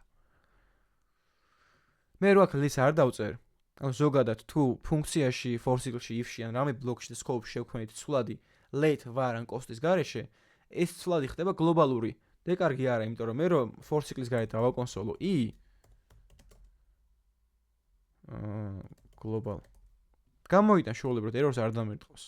მაგრამ ეს I გლობალური არ უნდა მქონდეს, ან გლობალურად წვდომა არ უნდა შევძლო, იმიტომ რომ მარტო ამისთვის მჭირდება. და მე შეიძლება შემთხვევით გამოვიყენო და აი რაღაცა სხვა ნიშნულობა მქონდეს რა. მე მგონია რომ რაღაც 10-იანი არა, მაგრამ 10-იანს ვიყენებ თურმე. და errors არ მერტყავს. ამიტომ პროგრამაზე მუშაობისას, აი ხა ამოცანას ვაკეთებთ, გამოვიყენეთ ყოველთვის მკაცრი რეჟიმი. ანუ JavaScript-ის ფაილის სულ პირველ ხაზზე დაწერეთ string-ად strict თუ use strict არის, ხო, use strict. ეხლა რომ გავუშვე პროგრამა, დამირტყავს errors. რომ I არ არსებობს, ნახეთ აქ რომ I გამოვიტანე, უბრალოდ აქ. I არ არის შექმნილი, ანუ არ შეგიქმნილი. ამიტომ აქ მომიწეს რომ let-ი დავწერო. და ეს რითია კარგი? იმით რომ მე რომ შევეცდები I-ის გამოტანას for cycle-ის გარეთ, აქ errors მირტყავს, ნახეთ, რომ I განსაზღვრული არ გაქვს და ეგ კარგი, error-ი არის ყოველთვის კარგი. error-ი ჩვენი მეგობარია, მთავარია მისი კითხვა ვიცოდეთ. მით გვეხმარება რომ აი აქ არასოდეს დაკეთებ და მოდი მარემ გავასწოროთ. და ეხლა რომ შეცდომა მაქვს მივხვდები რომ თურმე I ის ვერ გამოვიყენებ, და წეღან errors რო არ მერტყავდა და ის ვიყენებდი, error-ი არ მქონდა და პროგრამა მაინც დაიმბრუნებდა რაღაც მომენტში არასდროს პასუხს. ამიტომ ეს strict mode-ი გამოვიყენოთ. მე შემიძლია გლობალურად დავწერო use strict-ი, ან თუ მინდა რომ უბრალოდ ერთ ფუნქციაში მოქმედებდეს ეს კაც რეჟიმი, დავწერთ ფუნქციის შიგნით. და მარტო ფუნქციის შიგნით იმუშავებს კაცრად. აი კიდევ ერთი რაღაცა რა იყოს, აი თუ strict-ის გარეშე შევქმნით რაღაც კონსტრუქტორიდან პროტოტიპიდან ობიექტს, აი person-ი რა. person ეს არის ჩათვალით რაღაც ყალიბი და შევქმნით ახალი ობიექტი news გარეშე. errors არ დაარტყავდა. მაგრამ როცა use strict-ს ვიყენებთ, errors არ არტყავს. cannot set property name of undefined. ანუ რაღაცა არ მუშაობს საკარგად რა. ამიტომ use strict-ი გამოიყენეთ ხოლმე. ზოგადად ჩვენი JavaScript-ი ტიპიზირებული არ არის. ანუ არ შეგვიძლია რომ ცვლაც განუსაზღვროთ მისი ტიპი. რომ უთხრათ აი მაგალითად მე რო ვქმნი age ცვლაც let age უდრის 20. მე შემიძლია ამ age მივაინჭოთ string-ი, მაგალითად თემო. მაგრამ ეს ხო სისულელეა, ასაკს თემო რატომ მივაინჭო, მაგრამ რაღაც მომენტში შეიძლება შემთხვევით გამეპაროს შეცდომა და error-ი არ იქნება. აი პროგრამა გავუშვათ, errors არ მირტყავს. ამის თავიდან აცლების გზა არ არსებობს JavaScript-ში. მაქსიმუმ შემიძლია უთხრა რომ აი ეს age არის number-ი და მე კომენტარით მივხვდე რომ age number-ია. ან ფუნქციას გავუწირო ზემოდან რომ პარამეტრად აი ეს პარამეტრი number ტიპისაა და არ უნდა გადავაკეთო.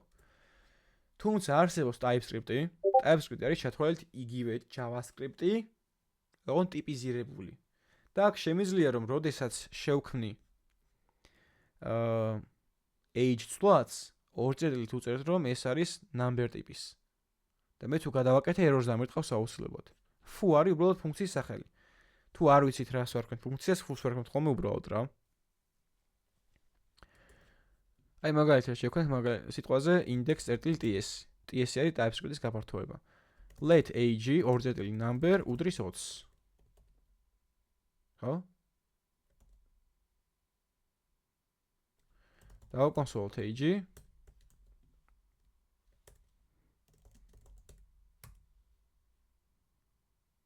აუ აქ TypeScript-ის კომპილატორი მჭირდება რომ JavaScript-ში გადაიტანოს მე და გავუშვას.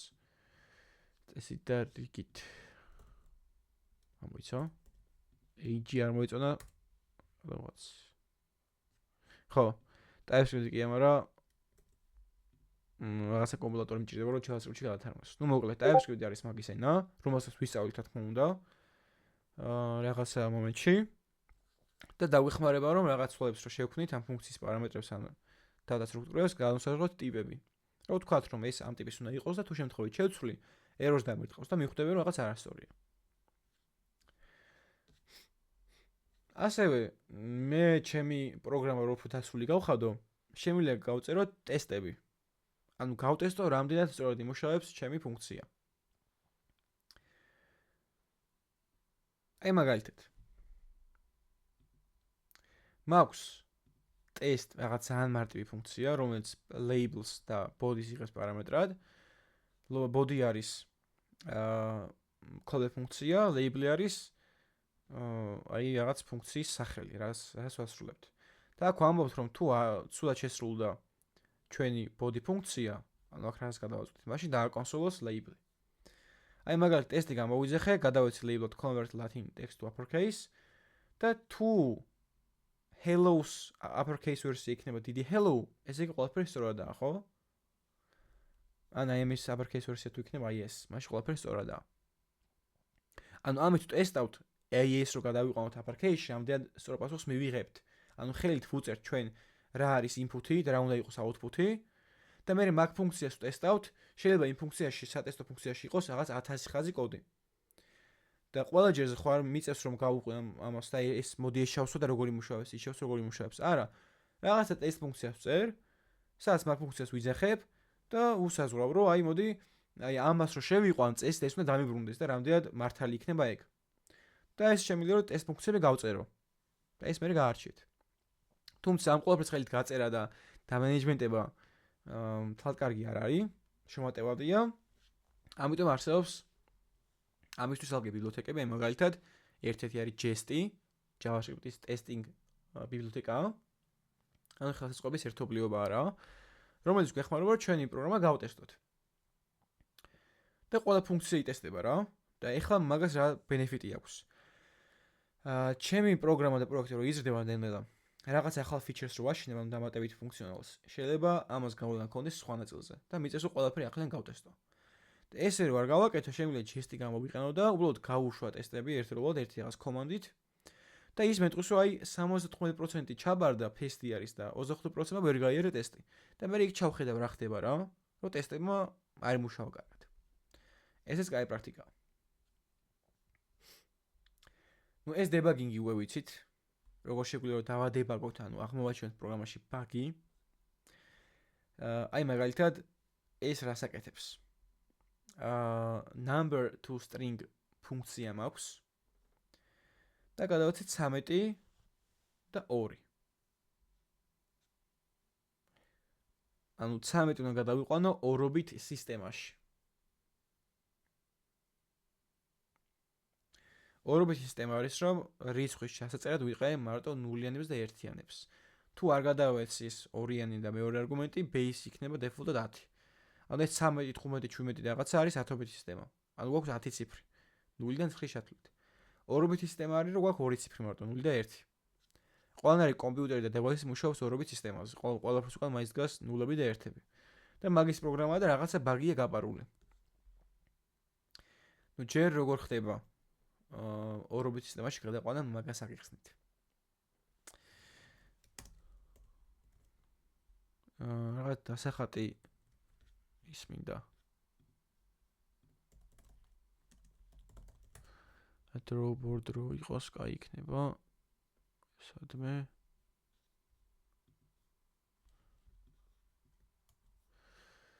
ოკეი, მას რა ვიყენებ? ოკეი, გამოდგება რა. ნახეთ, აი მაგალითად, Paint-ი აქ არა მაქვს. მაგი არის. მაგის ალბათ არის რაღაც აპლიკაცია, მაგრამ არ ვიცი რომელი არ გამომიყენებია. აქ იყოს არ უშავს. მაგალითად, მაქვს 13. როგორ გადავიყვანოთ 13 ორობით სისტემაში?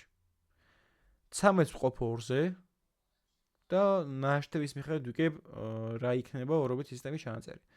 13 რო 2-ზე გავყოთ 2-ზე, ეს არის 6 და ნაშთი 1. ხო? მე 6-იანს ვყოფ 2-ზე.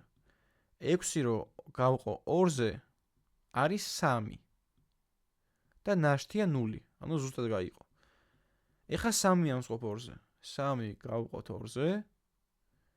ეს არის 1 და ნაშთია 1. მაგრა ვწერ. და მე 1-იანსაც ვყოფ 2-ზე. 1 რო 2-ზე გავყო არის 0 და ნაშთი 1. ანუ 3 0-მდე არ შემოვალ, მანამდე ვაგრძელებ მუშაობას. და ორობითი ჩანაწერი ამ 13-ის იქნება უკინამოყოლებული. ანუ 1 1 0 1. 1 1 0 1 იგივე რა 13. რა დავსვიშოთ 1 1 0 1 to 10 base. ანუ 10-ობის სისტემაში. ის რა მომიგდო?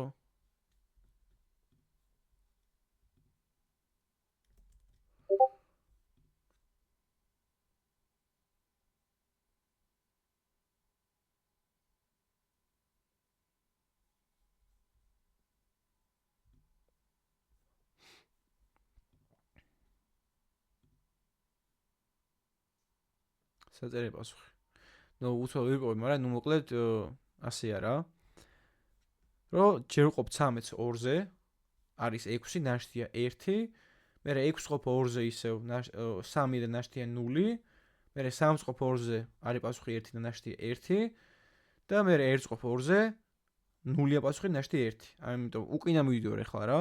13-ის ორობითი სისტემის ჩანაწერი არის 1 1 0 1. და რა პირიქით. და მაგას აკეთებს ეს პროგრამაც. რომ ესა რეზალტი საბოლოო შედეგი, საინი არის, აი თუ არ ყოფით რიცხვი მოგვივიდა, ვატრიალებ. ანუ თუ n-ი ნაკლებია 0-ზე, საინი არის მინუსი, რომ მე ბოლოს მინუსი დავუმატო და n-ი ტრიალდება. n-ი უდრის შეტრიალებ ვერსიას. რომ ბოლოს მაინც დადებითში გადავიყვანო. ანუ n-ი თუ არის -10, -10 პლუსდება. 10-იანი ხდება. მაგას აკეთებს ეს if. და მე ხო არ ვიცით მე რამდენი უნდა გავყო 2-ზე რიცხვი, ხო? ან 3-ზე, ან 4-ზე, ну ბეისი რამდენიც იქნება, იმას გაიყოფა. თუ 5-ობით ჩანაწერში მინდა 5-ზე ყოფს ყოველთვის. ამიტომ dual-ს ვიყენებ. ანუ სანამ n-ი მეტია 0-ზე, 0-ზე რო ჩამოვუკვირდებით. მანამ n-ი გაიყოფა ბეისზე, ანუ 2-ზე, ანუ 13 იყოფა 2-ზე და ნარს გვიბრუნებს. და ამას string-ში გადავიყვანთ, რათა მე კონკატენაცია მოვახდინოთ და results ვამატებთ. results იმიტომ არ ვამატებთ თავიდან, რომ პირიქით გვინდა რა. ანუ ახალი ნაშთი რაც იქნება, მაგას წერთ თავში. და ვუმატებთ results. და მე n-ი იყოფა base-ზე, ანუ 2-ზე, 13 იყოფა 2-ზე, მე 6 იყოფა 2-ზე და შემდეგ და ამას ვაკეთებ მანამ სამ n-ი მეტია 0-ზე. მაგრამ ამ პროგრამაში არის რაღაცა ბაგი გაპარული. და ეგ უნდა ვიპოვოთ. ეგ შემიძლია გავაკეთო ჩვენი დებაგერით. ანუ ეხლა მე რო პროგრამა გავუშვა, ეს არ მინდა.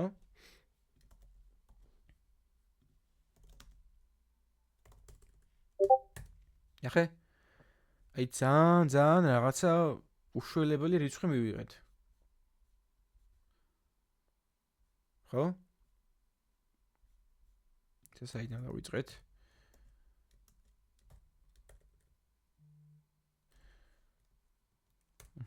აი რაღაც უშველებელი რიცხვი მივიღეთ, ხო? ანუ რაღაცა პრობლემა იყო. იდეაში უნდა მიგვიღო 1-1-0-1. მოდი დებაგერით გადავუვაროთ. აქ დავსვათ breakpoint-ი, იმიტომ რომ აქ მინდა რომ შევიდე. გავხსნა დებაგერი, run debug, node.js ვირჩევ და შევდივარ ფუნქციის შიგნით. result თავიდან არის ცარიელი string. sign-ი არის, ну არაფერი, მინუსს არ იქნება, იმიტომ რომ 13 მეტია 0-ზე. და უბრალოდ ვიწყებთ აი ამ ციკლს. n-ი ხო მეტია 0-ზე. ამიტომ result-ი იქნება 13 გაყოფილი 2-ზე.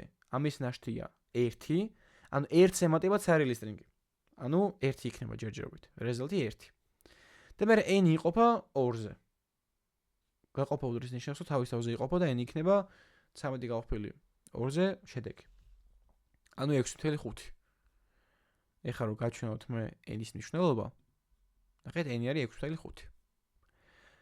მე 6.5 გაიყო კიდე 2-ზე. ნაშთია აი 0.51 დაემატა რა. ანუ აქ ის ხდება რომ მე 6.5 მივიღე, წესით უნდა მიმეღო 6. ანუ აკვე პრობლემა დავინახეთ, ანუ ბაგი დავინახე რა არის. მე არ ვამრგვალებ. ანუ უეჭველი უნდა დავამრგვალო ეს შედეგი. და აქ ჩავსვა math.floor. აი ამ გაყოფაში. n-ი უდრის, n-ი გაყოფილი base-ზე, მაგრამ დავამრგვალოთ ქვედა უახლოეს დადებით რიცხვზე. ასე. ეხლა რომ გავუშვებ პროგრამა, დავაბრუნებს 1-1-0-1-ს. ახლა რა ხდება? ეს პატარა ბაგი რა ხმა მოვაჩინეთ. ის ხდება, რომ result-ი ნუ ისე იგივე თავიდან 1 ემატება ცარიელ string-ს და არის 1. მაგრამ მე n-ი ხდება, ან 6.5-ის დამრგვალებული ვერსია. 13-2-ზე გავყოთ, ხო არის 6.5. 6.5 რო floor-ში ისმევა, ხდება 6.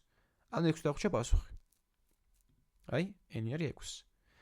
6 მეტია 0-ზე? კი, ამიტომ ისევ შევდივართ და result-ი არის, ჯერ n-ი არის 6, base-ი არის 2 ისევ, 6 რო 2-ზე გავყოთ, ნაშთია 0 და 0-ს ემატება ზევიდან 1-იანი. string-ება დაგონ, string-ში გადავიყვანე. ანუ 0-1 მექნება. 0-1.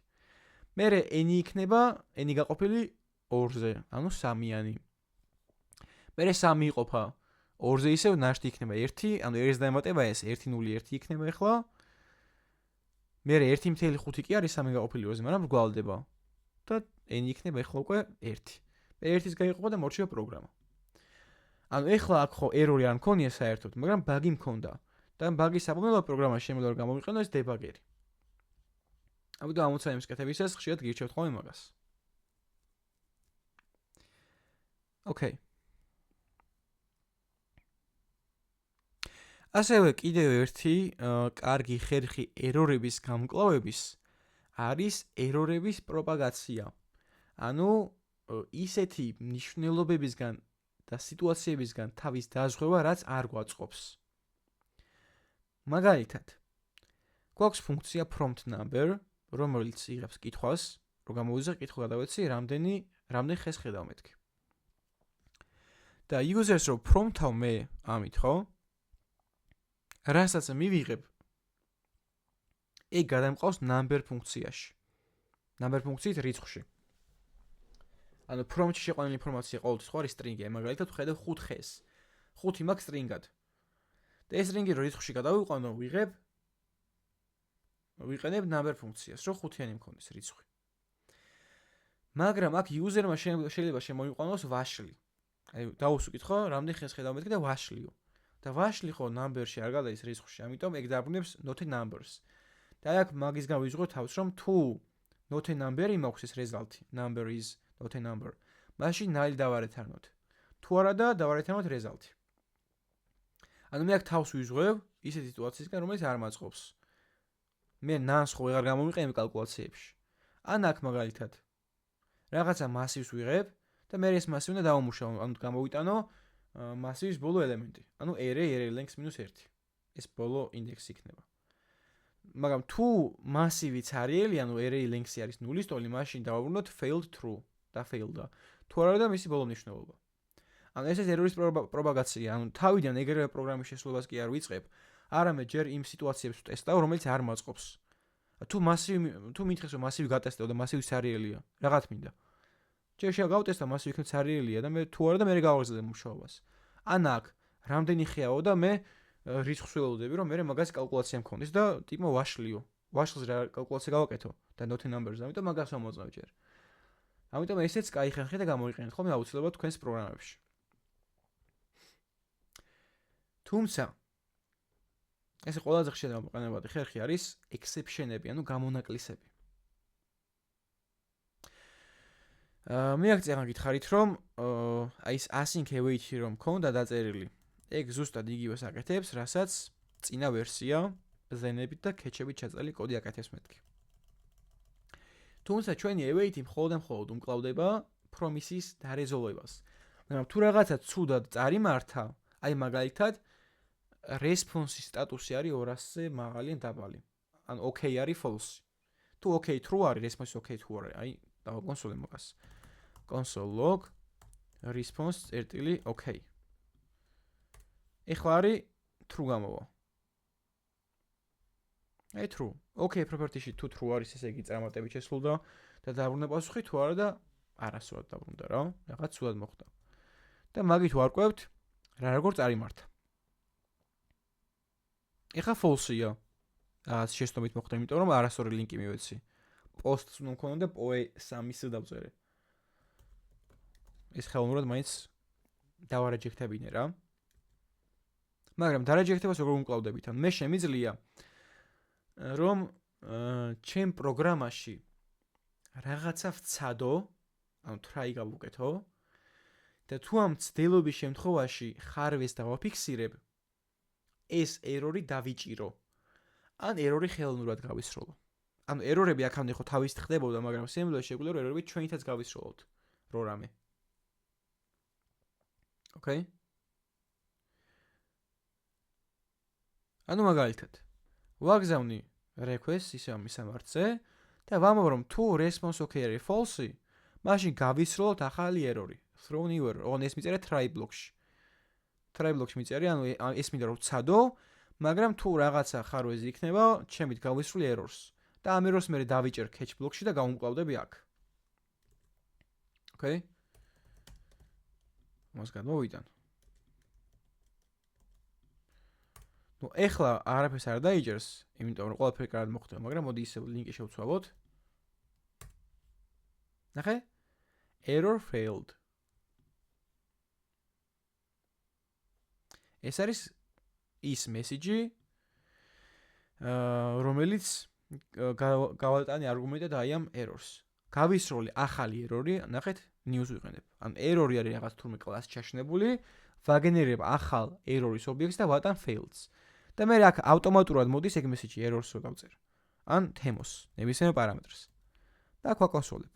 ან უმკლავდები მე ან users ხონახებ რომ აი რაღაც სულ წარიმართა და კიდევ ერთხელ სადე ან სხვა რამეს ვაჩვენებ რა. და შემიძლია try catch ბლოკების გამოყენებით. და try catch block იმაში მეხმარება, რომ აი თუ აქამდე რაღაცა ნაწილი ჩემ პროგრამის errors და არ ყავდა, შეიძლება გაიქრაშოს პროგრამა. იმიტომ რომ error გაისროლა თავისით და გაქრაშა პროგრამა. მაგრამ მე თუ try catch-ი მიწერია, შემიძლია ეგ გასროლილი error-ი, რომელიც გაქრაშოს იწევდა დავიჭირო და გავუმკლავდე.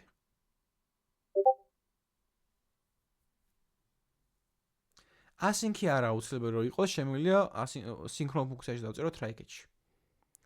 და ხო, ნახეთ, როდესაც მე ვისვრი რაღაც errors ვისვრი. აი ჩათვალეთ return-ი ეგ ფუნქციისთვის რა.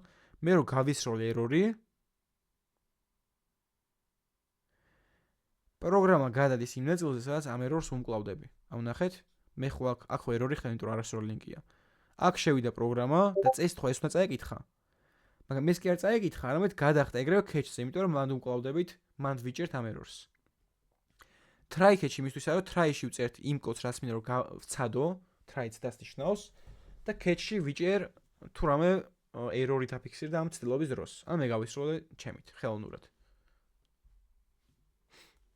და შეიძლება ბევრ მომენტში გამოგვატყის, აი მაგალითად აქ მაგალითი მაქვს ჩასმული,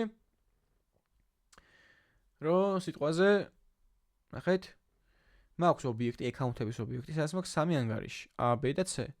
და ამ მთლიანი ამოცანის მუღამი ისაა, რომ ერთი ანგარიში და მეორეზე გადავაგზავნოთ თანხა. ანუ მაგალითად A-დან B-ზე გადავაგზავნოთ 50 ლარი. ანუ A-ზე 50 რჩება და B-ზე 50 გახდება. მაქვს get account ფუნქცია, რომელიც უბრალოდ prompt-ს მომხმარებელს account-ი შემოიყვანეო რა, მაგალითად A მინდა რომ შევიყვანო. A ნიშნავს რომ A-ზე მინდა გადარიცხავ, თუ B შევიყვანე B-ზე გადავრიცხავ. და აქ ნახავ ამოწმებ, ესა error-ის პროპაგაცია, რომ თუ ამ ობიექტში ეგეთი ანგარიში არა, მოდი error-ი ის გავისროლოთ error-ი. და ბოლოს დავაბრუნოთ მიღებულ მნიშვნელობა. და მაგ თავი transfer ფუნქცია, სადაც არის from და amount-ი, ანუ საიდან და სად ვრიცხავ. მე რო transfer-ს გამოვიზახებ და გადავაწვდი A და B-ს, ნიშნავს რომ A-დან მინდა B-ში გადავრიცხო. და აქაც error-ის პროპაგაცია, რომ თუ მინდა მაგალითად გადავრიცხო 200 ლარი A account-იდან, ანგარიშიდან. თუ მაგ ანგარიშზე ნაკლები იდევს, ვიდრე რაც გადარიცხო, მინდა ეგრევე ვარეთარნებ, ანუ ვაჩერებ ფუნქციას. ანუ თუ აქ 100 მიდევს, 200 როგორ გადავრიცხავ? ჯერ ეგ გავტესტე. და მე A-დან გამოვაკლებ 50-ს და მე B-ს დავუმატებ 50-ს. ან C-ს, რასაც დააბრუნებს ეს ფუნქცია რა. და მე შემიძლია ჩავწერო უკეთესი ხერხით. ამას რაღაც ერთი პრობლემა აქვს და ეგ მოდი გავარჩიოთ.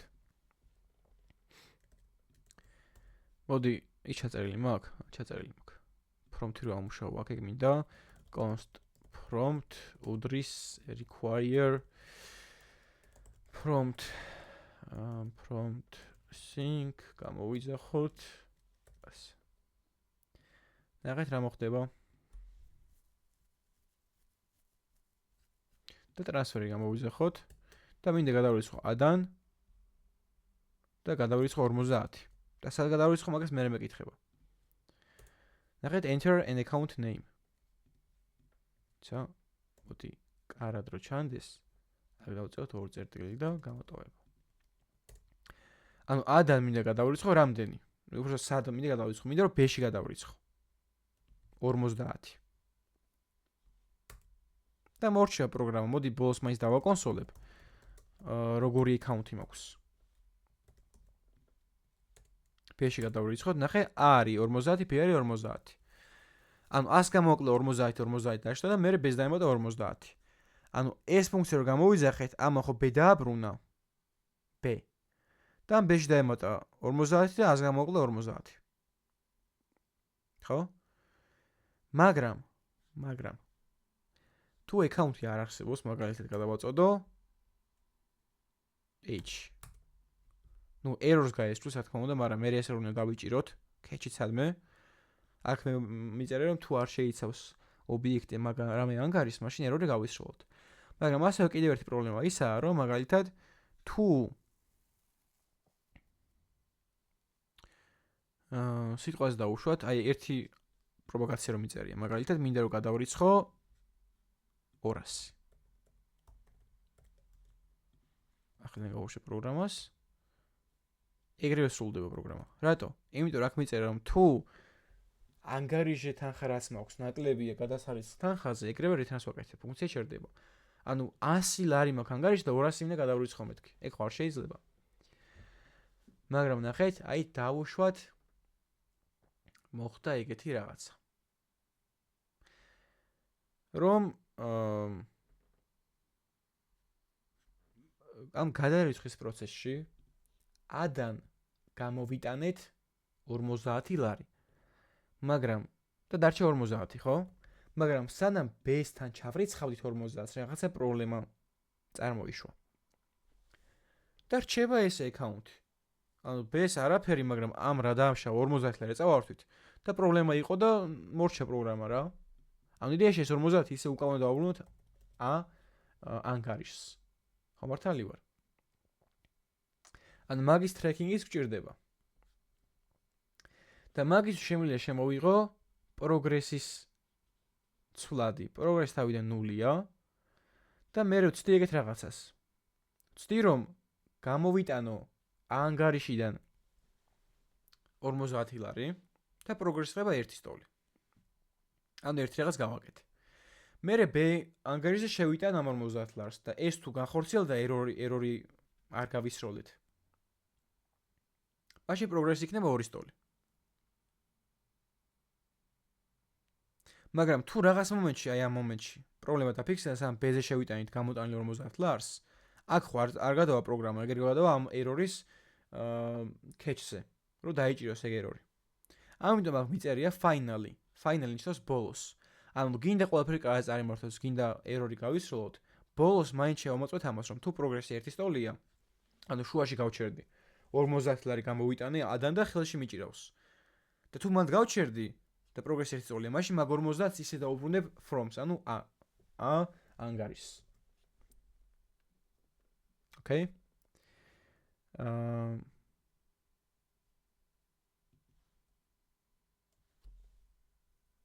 და მაგას ახლა გაჩვენებთ. accounts. აქ არ მინდა. აი პრობლემა სად ხდება ახლა გეტყვით. შევიყვანოთ 50. 50 შევიყვანე. რა მოხდა? ადან გამოიტანა 50 ლარი, ანუ ახლა არის უკვე 50. და ეხა B-ში უნდა შევიტანოთ. ანუ B უნდა ჩავწერო, მაგრამ B-ს არ ჩავწერ. მოდი D-ს ჩავწერ. D ანგარიში ხო არ მაქვს.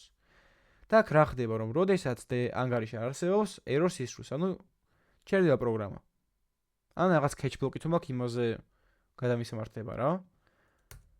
და საბოლოო ჯამში ის ხდება, რომ ნახეთ აი ეს მივიდა A50-ია, B0-ია. B-ს აღარ ჩაურიცხდება 50 ლარი. ასწავართვით და აქ გაჩერდა, ანუ ეს ბონდი არ შეუსრულებია, იმიტომ რომ აქ ერორი მოხდა. და მაგას უნდა გავუმკლავდეთ. და გავუმკლავდებით აი ამ ლოგიკით. რომ ჯერ რაღაცას ვცდით, ანუ გამოვიტანთ ანგარიშიდან 50 ლარს, პროგრესი გახდება 1 სტოლი. მერე ვეცდებით რომ რაღაც ანგარიში შევიტანოთ, მაგრამ თუ ამან ერორი დაარტყა, ერორი გავისროლოთ, აი მაგალითად D ანგარიში არ არსებობს საერთოდ, რა ერორი დაარტყა და მოხდა ისე რომ ვეღარ დავამატეთ რა 50 ლარი. მაშინ finally ბოლოს მაინც მოხდება, გინდა ყველაფერი კარგად შესრულდეს, გინდა მაინც არ შესრულდეს. ანუ გინდა ერორი იყოს, გინდა არა.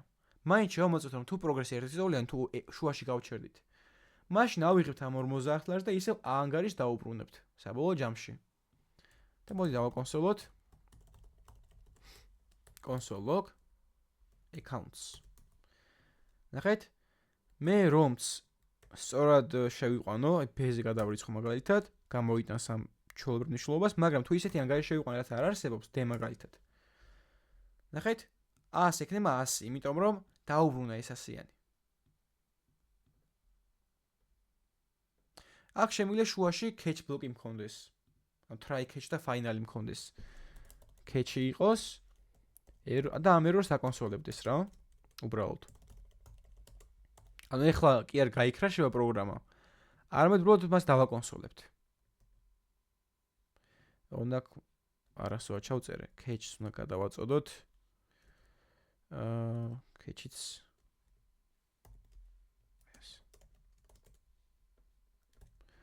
ეს როგორ იწერებოდა? ოკეი. სწორად მიწერია მაშინ. სწორად მეწერა წეგან. არ მეწერა. ოკეი. ეხლა უკვე აღარ გაიქრაშება. ან თუ ერორი მაქვს, დავწერო დაფიქსირდა შეცდომა.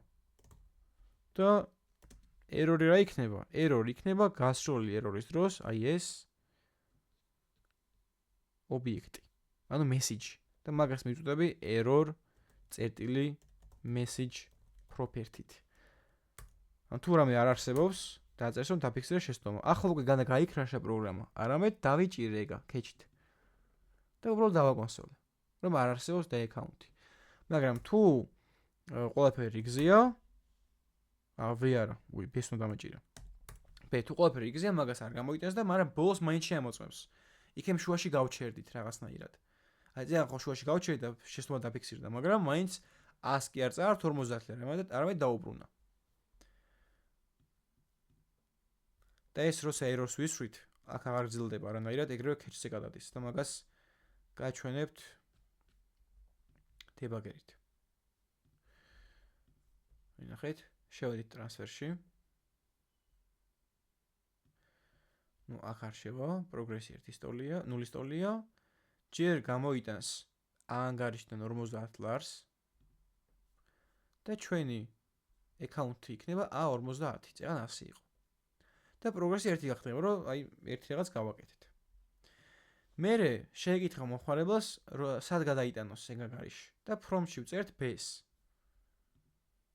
სადაც უნდა დავეწერა, მაგრამ არ არსებობს რა. მაგრამ ნახეთ, დერო შევიყვანეთ ანგარიში, ანგარიში ხარ არსებობდა, ამიტომ გავისროლეთ error-ი და მე ეგრევე გადახდა catch blocks-ზე. განა ეს გააგრძელა, ანა რაღაც აქ შევიდა, აქ არა, ამებს აღარ კითხულობს. ეგრევე იმ ადგილს მიაკითხა, სადაც ამ errors ვიჭერდით და უკლავდებოდით, ანუ catch-ს. მაგრამ catch-ის მერე finally მაინც სრულდება, finally ხო ბოლოს ნიშნავს. გინდა error-ი იყოს, გინდა არ იყოს, გატესტავს.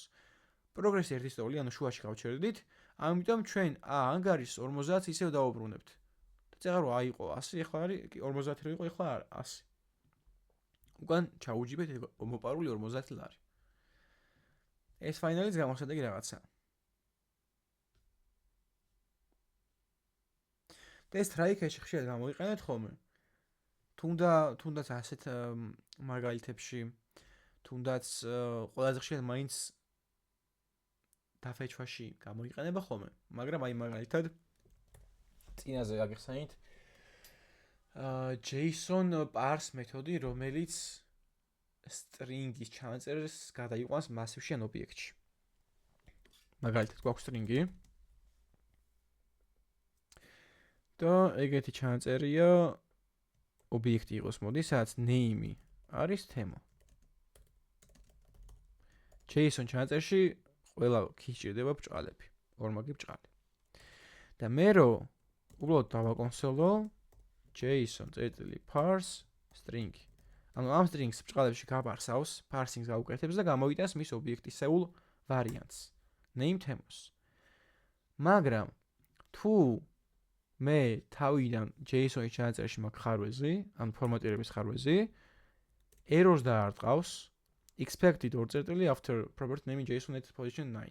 რაღაც არასწორად წერიაო რა. ანუ ქის სახელი ეს გონია და აქ დაწერია ორწერტილი მეგონება, აერია. იმიტომ რომ მე დავწერე არასწორად და error-ი დაარტყა. error-ის დაარტყმა ნიშნავს, რომ ჩემი პროგრამა გაიქრაშა და ამის იქით რაც არ უნდა მეწეროს აღარაფერი შესრულდება. აი მაგალითად, დავაკონსოლოთ console.log hello. გავუშვათ პროგრამა, error-ი მოხდა და hello არ კონსოლდება.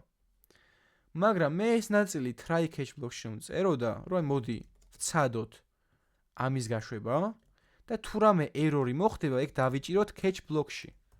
და უბრალოდ დავაკონსოლოთ console.log დაფიქსირდა შეცდომა error message. error-ი ობიექტი error-ის და message ვიღებთ. ნახეთ რა მოხდება. მიწერს დაფიქსირდა შეცდომა და error-ის სახელი რაცა message-ი, მაგრამ პროგრამა კი არ გაჩერებულა, კი არ გაქრაშულა, გაგრძელდა. და ეს საჭირო რაღაცაა რა. ანუ ძირითადად try catch-ს ვიყენებთ ისეთ ფუნქციონალზე, რაც ზუსტად არ ვიცით როგორ დასრულდება. აქ მაგალითად მე ხო არ ვიცი ზუსტად მომივა თუ არა პასუხი. ან რაღაცა სერვერის ამ პრობლემა ხო არ ექნება, ან კავშირი ხო არ გაწდება, ეგ ზუსტად არ ვიცი, ამიტომ უნდა თავი ავერიდო. რაღაცა ვცადო, რაც ზუსტად არ ვიცი და თუ რაღაცა პრობლემა იქნება, ან ჩემით გავისრულო ერორი, ან თუ თავისით მოხდა, დავიჭირო მაინც. აქაც ხო ზუსტად არ ვიცი რა მოხდება. მე ხო არ ვიცი რომ მოხმარებელი ისეთ ანგარიშში მოიყვას, რომელიც არ არსებობს. ეგ წინას არ ვიცი. ან შემოიყვას ან არა. მის კეთილნებაზე ხო არ ვიქნება დამოკიდებული. ამიტომ რაც შეიძლება, რაც ზუსტად არ ვიცი რომ მოხდება, პროგრამისტებმა არ ვიცი ზუსტად ყველაფერი მოხდება თუ არა ისე როგორც გვინდა. ამიტომ თავი უნდა ავირიდოთ. რაღაცას ცდით try block-ში და მე catch და finally უმკლავდებით. აქაც მართალი ეს მე ხელი ჩავწერე, მაგრამ ხო შეიძლება რომ ეს მიმიღო API-დან. ანუ backend-ს გამოიგზავნა ჩვენთვის ინფორმაცია, რომელიც არასწორადაა ჩაწერილი. და მე ავდგე εκεί რაღაცა parse-ში ჩავსვირო რაღაცა მე names ამოვიღე მეთქი. გამჭირდება რომ name ამოვიღო და რა ხდება? ერორია გაიქრაშა ჩემი საიტი, მორჩა, აღარ მუშაობს. მაგრამ try-ში რომ მიწერია, მე ამ ერორს გავუმკლავდი, ერორი რო გაისროლა ამან კულისებში, ხო? სენის უკან. მაინც ხდება ეგ ერორის გასროლა. ეგ დავიჭირე catch-ით. catch-ი დაწერა ერთ ნიშნავს. და უბრალოდ დავაკონსოლე. ნუ აქ მაგალითად ჩავსვოდი რომ ჩავსვოდი ის ფუნქციონალს, რომელიც აჩვენებს მოხმარებას, რომ რაღაც შეცდომა დაფიქსირდა და ახლიან სტადოს. მაგრამ პროგრამა არ გაქრაშულა, hello მაინც დაკონსოლდა. და ძალიან try catch-ის გარეშე აღარ კონსოლდებოდა. ამიტომ ესეც აუცილებელია რა try catch-ის გამოყენება და გირჩეთ რომ აი ეს პრაქტიკები, კაი პრაქტიკები თქვენს ამოცანებში და ზოგადად მომავალში პროექტებშიც გამოიყენოთ ხოლმე. კარგით. დღეისთვის ეს იყო, რადგან მინდა რომ ესაუბრა. მე კიდე კარგად ჩაუჯე ყით ლექციას, ხვალ ავტვირთ თამას. ან დღეს გვიან. და ეხლა ჩანაწერს გავდეშავ და მე ეხლა გამოვშვით კითხვები.